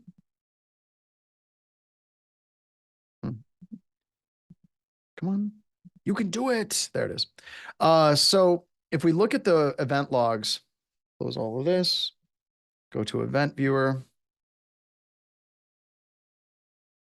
So, and we just look at the security event logs on a Windows computer system. It's just so bad. You would think with the security event logs, it would give you security relevant stuff, but it just doesn't. You know, you may see logon created or a user created, but you got like, okay, so this one's great. So I just opened up Event Viewer, right? You think that there would be a log that says that somebody opened up Event Viewer or somebody's editing the security policy. And you would think it would be like the ADHD user is the one that's actually doing that. But no, that's not what it is. It basically says the system account is doing that. Why? Because you don't make any security relevant changes to security policy or to event viewer. System does it on your behalf. So as far as Windows is concerned, you're making a request and then system's doing it for you. Is there a log that shows that? Yes, it says invoke privileged use, but it doesn't say it was privileged use specifically for a like sec policy or anything like that. It sucks. Like, I don't even know how Microsoft got event logging so catastrophically bad. Like you've heard like if you had an infinite number of monkeys in a room with an infinite number of typewriters, like you've heard that they would kick out Shakespeare. Not at Microsoft. If you had an infinite number of monkeys with an infinite number of computer terminals writing code at Microsoft, they would never write anything good. Infinity is weird like that, right? An infinite number of monkeys with typewriters, you get Shakespeare. Infinite number of monkeys at Microsoft doing code development, garbage all the time. If you don't believe me, whenever I'm talking about infinity being a bit strange, here's something that'll fry your noodle. Did you know that there's different sizes of infinity? There is. True. It's absolutely. There's an infinite number of numbers, right? 1, 2, 3, 4, 5, 6, on to infinity. But there's an infinity that's exactly half that infinity. Even numbers and odd numbers. There's an infinite number of even numbers, and that set, while infinite, is half the size of the infinite set of all numbers. How's that for weird? You want something else strange? We can keep going. If you use the Fibonacci sequence for miles and kilometers, and you use different starting numbers, you get a pretty accurate correlation of miles and kilometers, and the difference between the two matches the Fibonacci sequence. Everybody go put on Tool right now. You know, yeah, we're all gonna just mind blown crazy stuff. But the point is, it sucks. Event logs in Windows is just bad. I know you didn't pay for super caffeinated John and all of these different things, but hey, that's where we are. That's where we are. So we're just going to go through it. All right. So they're bad. All right. On Linux, okay, Linux is better, but here's one of the things that sucks about Linux: bash logging. You would think that bash would have built-in logging functionality to log timestamps. On all, you can, but it's off by default on all Linux systems. Effing why? It's just, oh. All right, moving right along. So a long time ago, some really, really smart people in Japan, they basically came up with, hey, you know what we should do? We should get together and run some commonly used post-exploitation living off the land tools. And we should see what evidence is created. Like, what are the files that are created? What are the different registry entries that are created? What are the logs that are created? Oh, don't get me started, Megan. It's Brewberry Bistro, Megan. It's not the Sturgis Coffee Shop. That's actually a legitimate coffee shop. That's our competitor.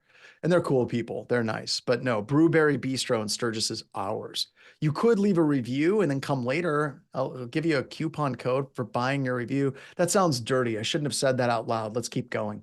All right. So JP Cert, they looked at all these different tools and they recorded all of the different places that these tools triggered alerts. They also went through and they generated what event logs would be created.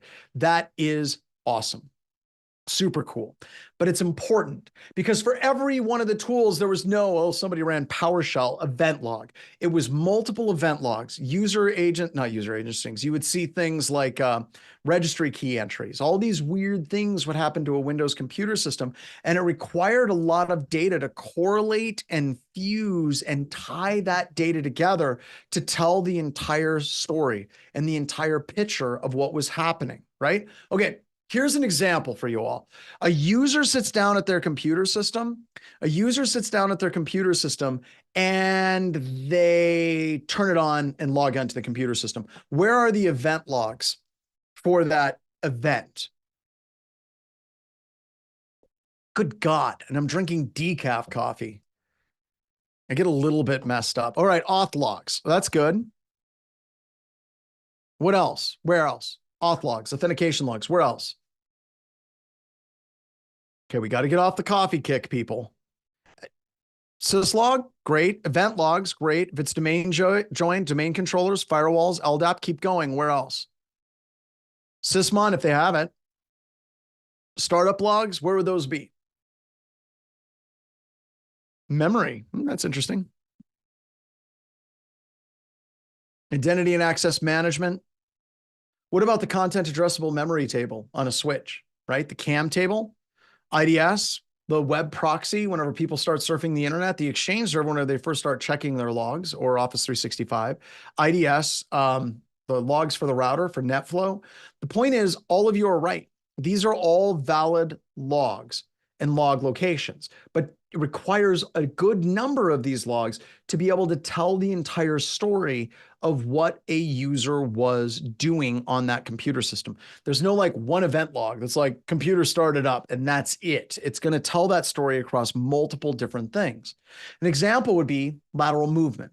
Post-exploitation, whenever we move from one system to another, in this example, we have the SVC white noise account is attempting to authenticate to all of these other computer systems represented by these diamonds over and over and over again with event ID 4768. One single event ID doesn't tell you the story of this password spray and this lateral movement attempt, okay? It doesn't tell you that entire narrative. All right. It requires multiple event logs in correlation with each other to tell you what's going on. Now, here's something that hurts a lot. Get ready. There's no such thing as false positives, right?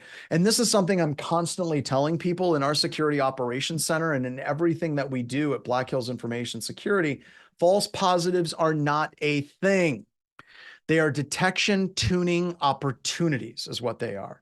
It is absolutely essential that we change our mindset on these things. Let me give you an example. If we have a false positive from an alert, it basically is saying that that alert is faulty and there's something fundamentally broken about that alert. So most people in those scenarios will disable or shut off that alert. That would be incorrect. A better way would be to tune that alert so it has exceptions. So if I have a service account that's logging into tons of workstations like this, I could just disable the alert, or I could create an exception that says this alert only is triggered when it's not the SVC white noise account that's doing it as well. That's what we do. And it's not crazy hard. It is if you're trying to boil the entire ocean. But if you're doing things like using risk-based alerting, it changes your perspective in the way that you look at alerts and how you handle alerting from your SIM as well. So how does UEBA actually work? Think of stacking cards. Every time someone logs into a system, you get a +1 value. Every time somebody logs off, there's a -1. You set a threshold. Let's say it's 6, right? And if all of a sudden somebody is logged into 8, 10, 15 systems, generate an alert. Now, what happens, and I think that this is hilarious, is people are like, oh, wow, we're getting false positives from that. Yeah, we got all these people that are logged into like 8, 10 systems. And you ask a simple question. What does it look like when an attacker does a password spray? Or what does it look like when somebody runs Bloodhound in your environment? Are we freaking out over the fringes of 10 to 12? Or these other attacks, there's literally thousands of attempted authentication attempts. It's not that big of a deal to tune these things to like 20, 15, because an actual attack is going to be so much larger than just these little fringes for help desk and systems administrators as well. AI. Oh, God. I'm kind of happy. I don't know if you have all been following the news, but a lot of artificial intelligence stocks are starting to poop the bed. We're starting to see more and more issues where people are getting, I mean, AI is still really cool and we're using it for a number of different things, and that's fine. I think it's great.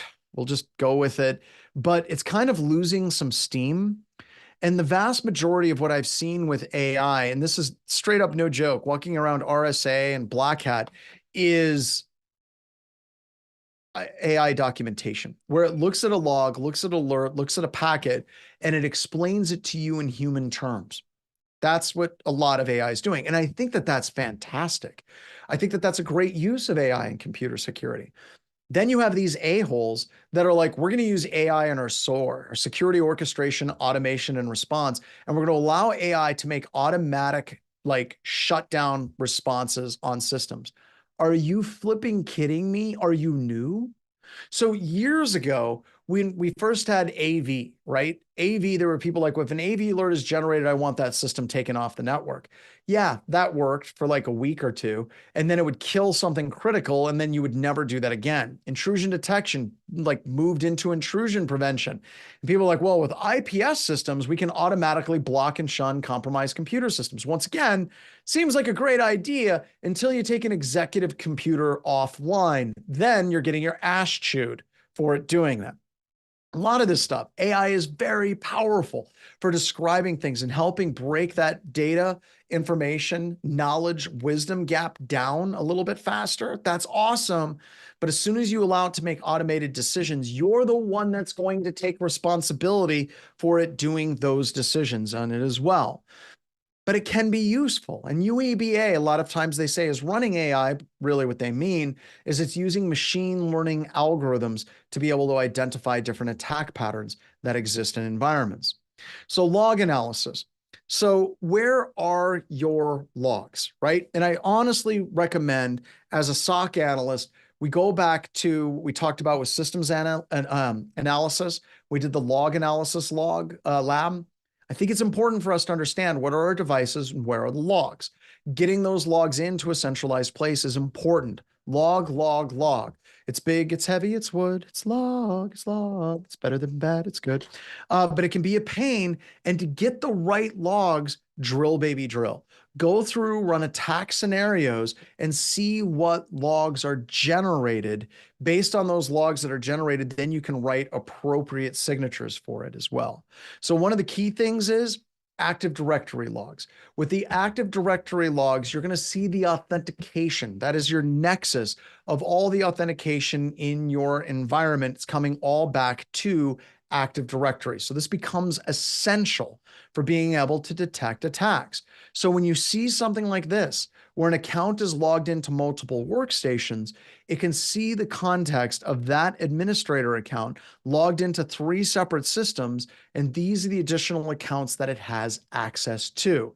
And all of this is done with like 5 or 6 separate event logs. Really cool tools will break down who's your top talkers, who are the systems that are logged into the most computer systems, who are the accounts that are logged into the most computer systems. This is essential for us to be able to get that context, to build knowledge around what is normal in our environment.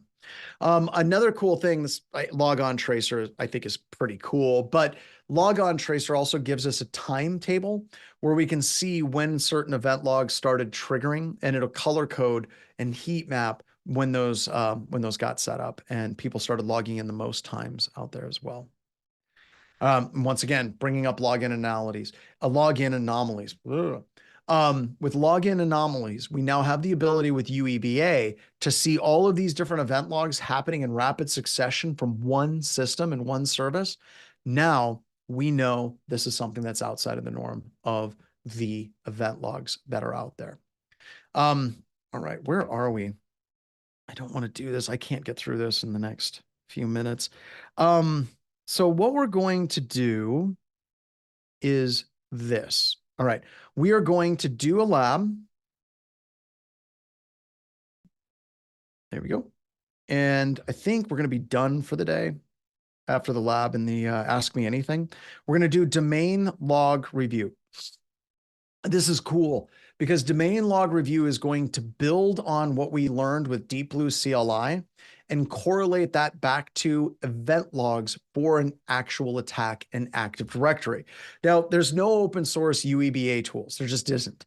They just don't exist because they're expensive. So what this lab is going to do is we're going to go through, we're going to run DeepBlueCLI, we're going to find smoke, we're going to find indications of an attack, and then we're going to open the event logs and look at that attack as well. However, the first thing that you need to do is you need to go into intro labs. You need to look for the enterprise log directory and you're going to extract the files. Specifically, you're going to extract the files to C tools DeepBlueCLI master. If you get a warning, cannot find file specified, it's because you didn't extract them to the proper location. Go back up to the top and redo this to extract the logs into DeepBlueCLI master. All right, once you're there, you're going to run DeepBlueCLI to identify a password spray. Once you have identified that password spray, you're going to open up the security event logs associated with that password spray. The second biggest mistake that people make is if you look at it, we're opening up the DC2 sec logs domain password spray, and you have DC2 sec logs domain password spray, but you also have DC1 sec logs domain password spray. People open the wrong ones. Make sure that you're opening the right logs. The final thing that happens, because Microsoft is dumb, when you double click and open the event logs, there's a very strong possibility that it's going to open up the sysmon event logs under sysmon operational. You're gonna have to scroll down on the left-hand side to open up the event logs for DC2. And then you do some sorting and you're able to identify the logs in question. So this lab, we got 10 minutes, and then I like to give 20 minutes. So we're going to give you 30 minutes for this lab, and then we will resume. I will walk through it, and then we'll do Ask Me Anything.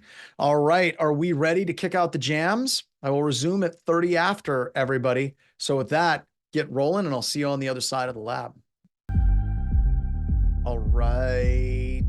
We are back. I don't know how they're getting the timing for the music just absolutely perfect, but they are, and hats off to the team. By the way, if you guys have an opportunity, please say happy birthday to Ryan. Today is his birthday. So happy birthday to him.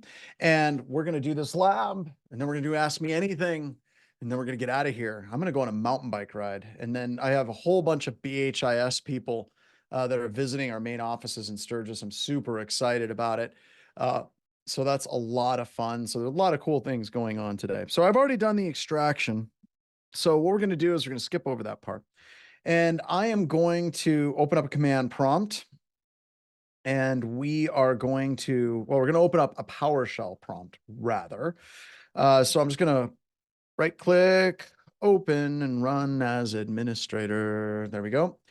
Totally accept any and all security liabilities associated with running this as an admin. So I'm going to CD into C2's DeepBlueCLI master. Then I am going to run the check to see if there's any password spraying going on.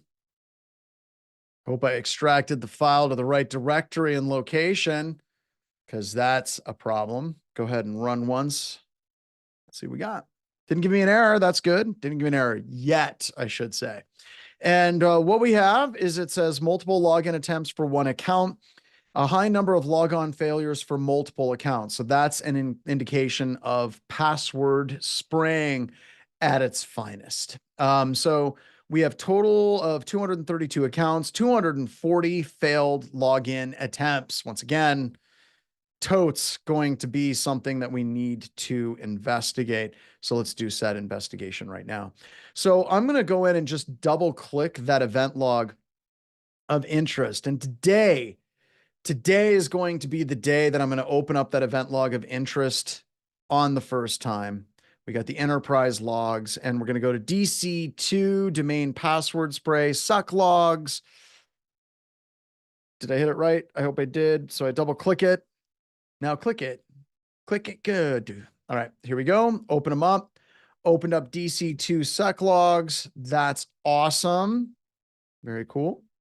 Now we're going to follow set instructions by doing a sort on the event ID. And we are going to go down to the bottom, and we're going to look at the event logs of interest, these 4776s that we have. And I'm going to select one. I'm going to open this up so we can see things a little bit better. And I'm just going to use the down arrow. And we can see the failed login attempts for Bernice. We can, hold on. Failed login attempt for Bernice, failed login attempt for Timmy Richardson's. We have failed login attempt for Roddick Stone, another failed login attempt for Samantha Ryan, another failed login attempt, just so many failed login attempts for all of these different accounts. And this is the password spray. This is the attack. Now it gives us some additional information inside of this. It's kind of hard to see because my screen is so small. Is this a VM for ants? But it's giving us the source workstation as WinLab. You can see it's the exact same workstation again and again and again that's doing absolutely all of those bad things.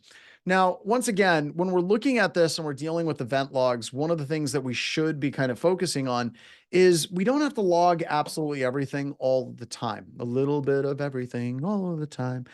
We have all of these different event logs in Windows that are kind of important, but it doesn't have to be overwhelming. And when we start out tomorrow, we're going to be talking about event logs. We're going to be talking about drugs because of course we are. And that's going to lead us into a conversation dealing with Sysmon as well. But right now, right here, it means everything. We are going to be moving into the Ask Me Anything. And with that, what do you have? Ask me anything, anything at all. Because that's what we're here for. Lombardo has to do the flipping boxes. So he's got it. It says he knew I would click on it, right? What's in the black box, Lombardo? So John, when and how did I get into computer security? What made you want to set up shop in Sturgis? The place looks awesome. It is. Do I have a brother or a sister? I have an and. I have a brother and a sister. So let's go ahead and let's answer the first question. How did I get into computer security? So I started doing security hacking type stuff in college in 98. When did Elf One's paper, Smashing the Stack for Fun and Profit, come out? For Fun and Profit, FRAC, it came out in 96, actually. I probably read this article in 98. And when you go through this article, it's actually a really, really super boring article, but oh well. It talks about how buffer overflows work, and I learned how buffer overflows work, and I was able to boil this down with Dr. Watson reports. So I could take Dr. Watson reports and I could turn them in, not Dr. Mario, that's like Tetris. This is Dr. Watson, it's different. And I learned how to write buffer overflow attacks. I didn't know anything about memory management or any of those things, but I felt like I was a hacker, so that's neat. I started working at Accenture Consulting. Anderson Consulting became Accenture. A little thing happened with Arthur Anderson and Enron, and they thought it would be in their best interest to change their name, which it was. And I was working help desk. I was doing a lot of development on General Ledger and systems like that for the Department of Interior dealing with oil royalties for Native American tribes. Turns out, kind of a good place to get started in computer security. And the reason why it was a good place to get started in computer security was because of this lawsuit. Cobell versus Salazar, right here. It was the world's largest class action lawsuit, misappropriation of Native American funds by the United States government, which once again, surprise to no one, the United States government just screwing over Native Americans again and again and again and again and again. Bad, really bad. But they hired a hacker group to break into the Department of Interior. And I was working on help desk, and I had learned about format string attacks, and I knew a little bit about Linux and Unix, but I was kind of an asshole. And this would have been 2000, I think is when I was doing it. I'm not exactly sure. 2000, 2001 timeframe.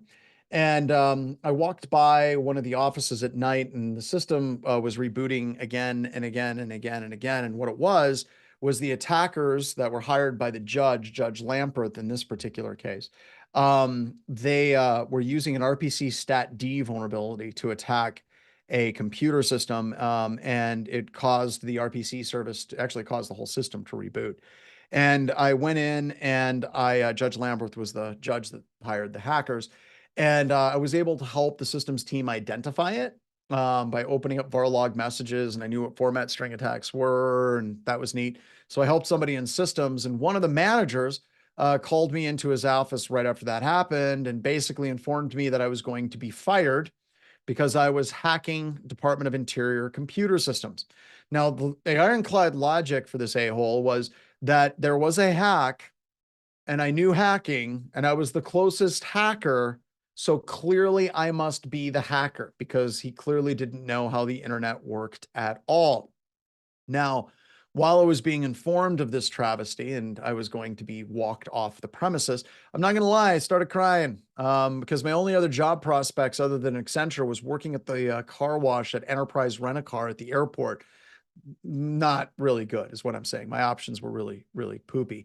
And while I was there kind of freaking out about losing my job and all of this stuff, this guy, Lopez, I can't remember his first name, was a COTAR for the government, came in and was like, hey, congratulations, you guys caught the hacker.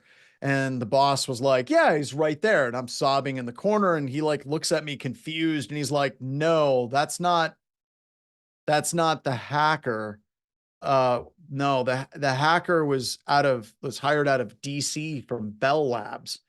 And I don't know who the hell this kid is. He's like sobbing, and it looks like he bought his clothes at Goodwill. And that I was able to keep my job. But because I was one of the people that was able to identify that particular attack, I was able to then interview with Edmundo, who was a very good friend of mine and got me my first job in computer security, working on his team. And I was the tech lead. And that's how I got started on computer security. And I never looked back. We got off help desk, and I did all of that, and it was super awesome. Now, Paul Harvey's rest of the story. A number of years later, I'm in the instructor room at the SANS Institute, and I'm teaching, and all my friends, SANS instructors, are there, and I tell the story. And one of the SANS instructors looks at me and he goes, dude, do you know who that hacker was? I'm like, no, I have no idea who the hacker was that Judge Lampert hired. He said it was Ed Scotus. Now, Ed Scotus has never confirmed this, but he did work at Bell Labs. He was a pen tester, and he always tells me I can neither confirm nor deny. So it's really interesting about all of that is Ed Scotus interviewed me to take over SANS 504 for the Dread Pirate Roberts role. And I took over for him. And then I became a SANS instructor. And then, of course, I handed the Dread Pirates Robert mantle off to Josh Wright, who is now the lead instructor for 504. So that's how I got started in computer security. So I owe my career to Ed Scotus because he literally got me into computer security, got me into the SANS Institute, launched my career. And the man never has to pay for a meal with me ever again. So that's a long answer into computer security. But while I was working at Department of Interior and doing computer security type stuff, they shut down the entire Department of Interior for almost a year. And I had a blank check where I could do anything I wanted and I could break the entire environment because there was nothing coming and going to the internet at all. It was awesome. So imagine having a full enterprise that you could break with no repercussions other than that you would have to put it back together for a year and learning computer security. And I did. Another quick story about me being stupid. The first time I ever ran a vulnerability scanner, it was like Cisco Net Sonar, I think was the name of the product. Great. Now I got the hiccups. Please, someone make me laugh. But Net Sonar was Cisco's vulnerability scanner. And I asked my boss, what IP addresses do I need to scan? And he said, all of them. And I said, which ones? And he goes, scan from 0.0.0.0 to 255.255.255.255. Scan the entire freaking internet. So off I went because I didn't know what the hell subnetting and all of that stuff was. So yeah, now that may sound stupid because it is. But we also discovered that all of the IP addresses for Department of Interior at the time were publicly routable and exposed to the internet down to the workstation level. So fun. So I learned a lot. Where did I get the Godzilla poster behind me? I'm a super fan of Polish movie posters. So we have Howard the Duck, we have Firefox, I have Raiders of the Lost Ark, I have Empire Strikes Back, I have Firefox, I have Blues Brothers, I have Mad Max, but I love Polish movie posters. If you haven't checked them out, go look at them. Basically, the law in Poland is your movie posters have to be designed by an art student in Poland. So they tend to be very interesting out there as well. I do change them. I don't change them as much as I would like to. I do wish I would change the posters out more rapidly. What I'm thinking about doing is taking pictures of these posters and then getting it converted over to a flat matte fabric so it works better with lighting and all of those things. How do I become passionate about cybersecurity, take decent interest, but I love the idea of exploring complex systems? I think just keep going. Use that attention deficit disorder and go through it. It's really, really just super important on that as well. Will Black Hills ever do courses more country GDP pricing model? We do pay what you can. And there's a lot of people that come in, and we'll talk more about that tomorrow when we close out. But no, I mean, we can't get that crazy, and we're reasonably priced. And honestly, we have the ability for people to buy our entire course catalog for $1,500. Like, if I can share my screen here, let me go to anti-siphon. So that's anti-siphon Simply Lab. Go to anti-siphon training. So here's our course catalog. And if you haven't seen our new website, I know it's the lamest thing ever. It's like, go check out our website. It's new. No one cares. But if you have these logos, if you mouse over them, the logos all change just slightly with some really, really cool things. But these are all of the classes that come in the corporate bundle for $1,500. And I don't know if Megan, if we have a link, but these, if you take these classes individually, a lot of them are about $500, but if you pay for the full package, the package total, it's $1,500 for every single one of them on demand. And that is 95% off list price. Now, we don't really advertise it all that much because no one pays for it. It's like, yeah, that's 95% off. Link. You got the link. You're getting it. There it is. I found it. Now, no, we don't do payment plans. And by the way, with the payment plans, Megan, we've talked about this, right? Yes. Like monthly. And I hate monthly because Yes. monthly locks you in and you find out 2 years later you're still paying for something. So we decided like the lump sum $1,500 and with all of that. So yeah, check it out. I mean, no one's going to sign up for it. But I'm telling you, it's I think usually on these classes we get two two. whole people do it. Yeah, two So whole people do two it. whole But people. we also do it for corporations as well. So there you go. Should I learn systems administration between mastering SOC core skills? Why not both? Those two things go really, really, really hand in hand. There's no reason why you need to be looking at one as exclusive on that as well. Yeah, we tried to go with something nice, eye-catching, a bit different on that as well. All right, what else do we have? Shut up and take my money. Okay. Challenge accepted. So here we go. Also, please tell me how you buy a mountain bike. If you've seen how to buy a mountain bike by IFHT Films on YouTube, I have not. I'm using clips. I do clip in. Most of the mountain biking I do is cross country / enduro style.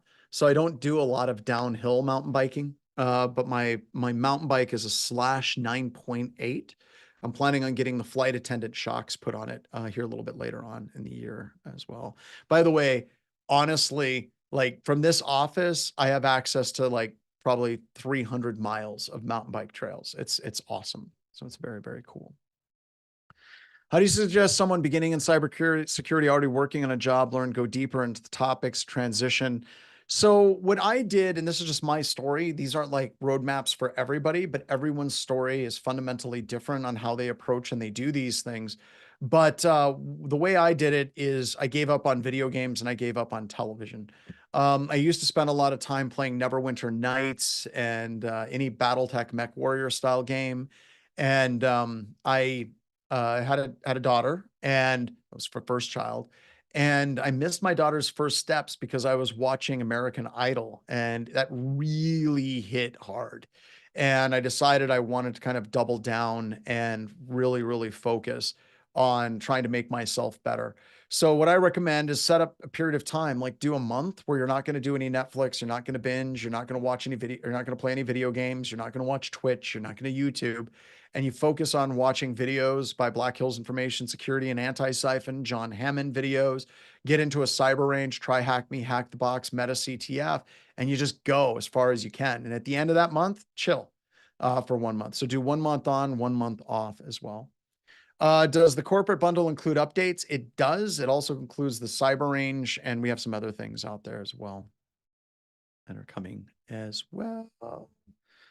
Do you have any training comparable to SEC 504? These two classes, Intro to Security and Intro to SOC Core Skills, has a lot of the same themes as SANS 504. There are some things that I cover that they don't. There's things that they cover that I don't as well. Is vulnerability management and incident response the same? Nope, completely different. Vulnerability management is identifying and mediating and putting on a plan of actions and milestones. The vulnerability is discovered in your environment. Basically, it's like ranching, but for vulnerabilities. And incident response is basically when you're dealing with an active incident. How is your team going to respond to that from a communication profile as well out there? Is there any pay what you can red teaming course? No. However, we do workshops periodically where we break down some of the classes. We do a 4-hour special workshop that is pay what you can. So once again, like and subscribe to Anti-Siphon and sign up for our email lists, and you'll be seeing those classes as they come up out there as well.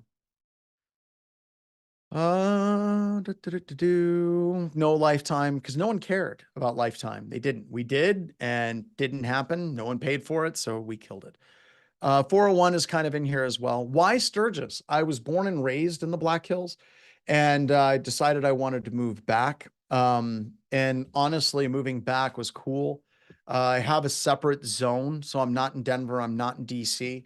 And for point of reference, I can have 200 some acres and a nice house where I shut off all my lights and I see no neighbors for about the cost of a 2-bedroom condo in Washington, D.C. Like, it's just really great living out here.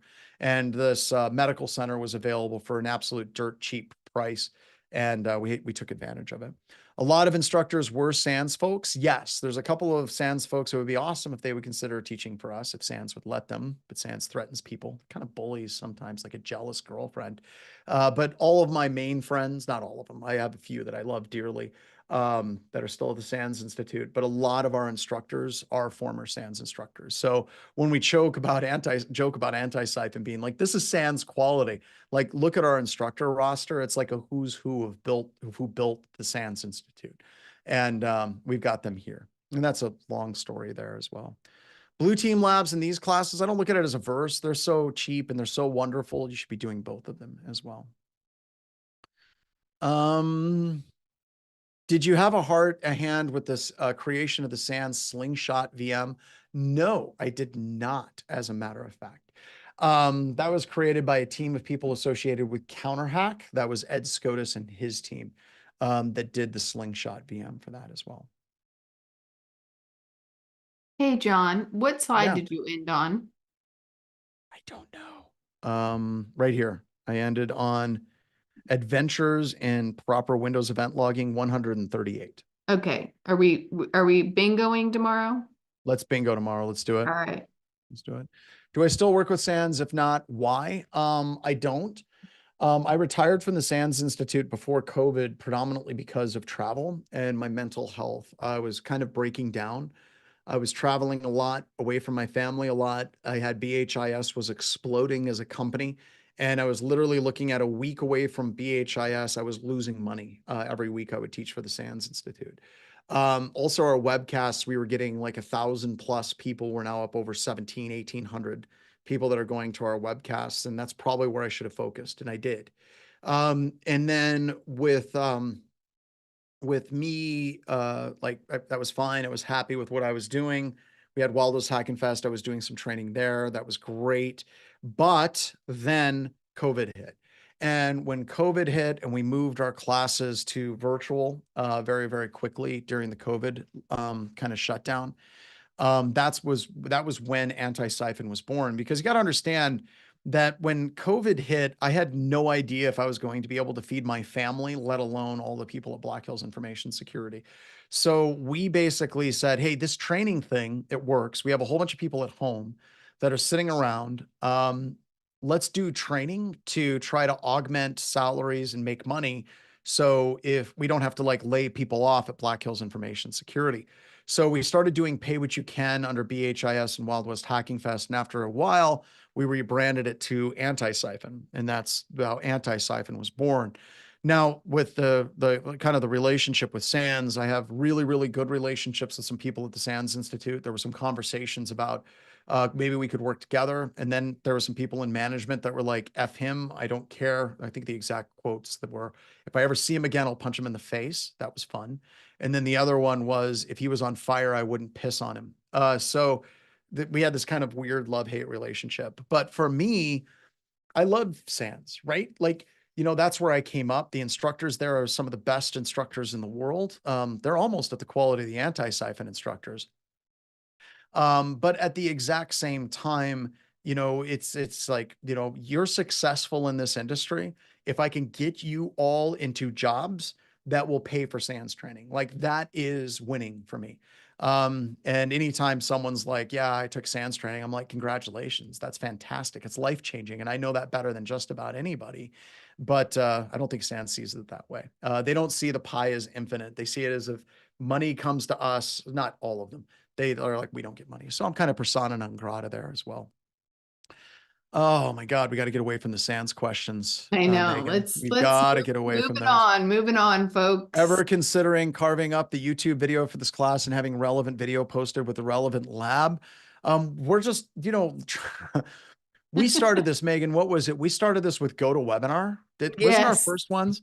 And we crashed GoToWebinar, not our GoToWebinar, the entire GoToWebinar ecosystem. We crashed it. Then we moved to Zoom, and Zoom could handle it. Now we're streaming to Restream, to Zoom, to YouTube. LinkedIn, to YouTube, to Twitch. It's just like we're everywhere. So we're trying to get it out there in as many places as we possibly can out there as well.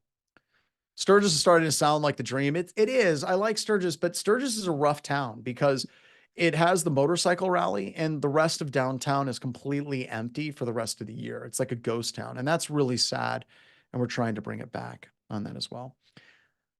Oh my gosh, so many questions. I can't I keep know, up. and you So probably got to get many. going.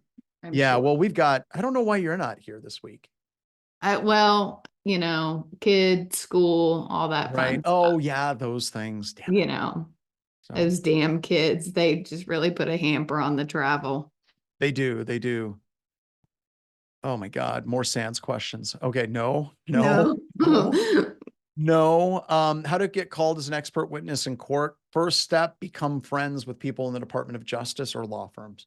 That's it. It's basically a good old boy network. And that's that, honestly. When is the next getting started with security? When is our I don't next? know. I think that that's what they're in town to discuss Oh, yeah, this they're week. talking to Erica about that right now. Yes, yes, So we're we're working on it. checking with the real boss lady. All right. Yeah. Do we love giving streamers the hug of death and knocking them offline? Absolutely right, Brian. How many hours do I sleep today? Now, this is one of those things, Megan. I think a lot of people think I'm like a micromanager. And I think it's safe to say I'm probably closest to a seagull manager. I'm around, and when I show up, it's a surprise. It's like, Yeah, holy we're like, wait, a what? wild strand appears. So there is a lot of stuff that's going on. And I try to keep up with, like, I have all of the Teams channels that's piped to my phone, which is on my watch. So I see all the Teams communication and I watch for things starting to go sideways and then I jump into those meetings. But there's a lot of time that I try to set for myself on Fridays or mountain biking or, we have such a great team. Like, the people that are here, Velda is amazing. John Bevers is amazing. Zach, you guys have met Zach, Ryan. I think hiring absolutely amazing people enables me to kind of like chill. So I'm not like having to be absolutely everywhere. First Tool concert, tell us about it. It was the worst concert ever for me. I hated them live. It was the Lateralis tour and King Crimson opened for them. And King Crimson crushed it. And Tool came out and played, and it looked like four of the most bored individuals you have ever seen in your entire life. Maynard had his back turned to the audience, and he was watching his own screen while he was singing. And it was just like, like the recording. There was no conversation. It just didn't seem like they were into it at all. I've seen video of them recently. And the shows look 10 times better. Like it looks like they're interacting, they're bringing up, Les Claypool, they're having conversations, they're getting into the music, and it looks like it's a way better show than it was back then. But I think that with Tool, after a couple of albums, I think that they were trying to get their head around fame and what it was and what it wasn't. So what else? Instant coffee, milk before or after. Yeah, just straight instant coffee straight into my veins. Yeah. That's what we do. Yep, you got to trust your team. You have to. All Coastal right, living John, is great. you Mountain need, biking is cool. We've got about a minute left. yeah, Oh my you've got about a gosh. minute here. All right. So with that, I think we're done. Okay. So let's kill it. And people are All like right. cereal bowl or a bowl first. I don't even no, I don't need drugs, you all. I am drugs. So thank you so much, everybody. We will see you all later. And tomorrow we got this. We're going to wrap this up. It's going to be an awesome day. Thanks again, All right. everybody. And happy birthday, Ryan. Happy birthday, Ryan. All right, everyone. Have a good night. Yuri or Ryan, go ahead and kill it with fire.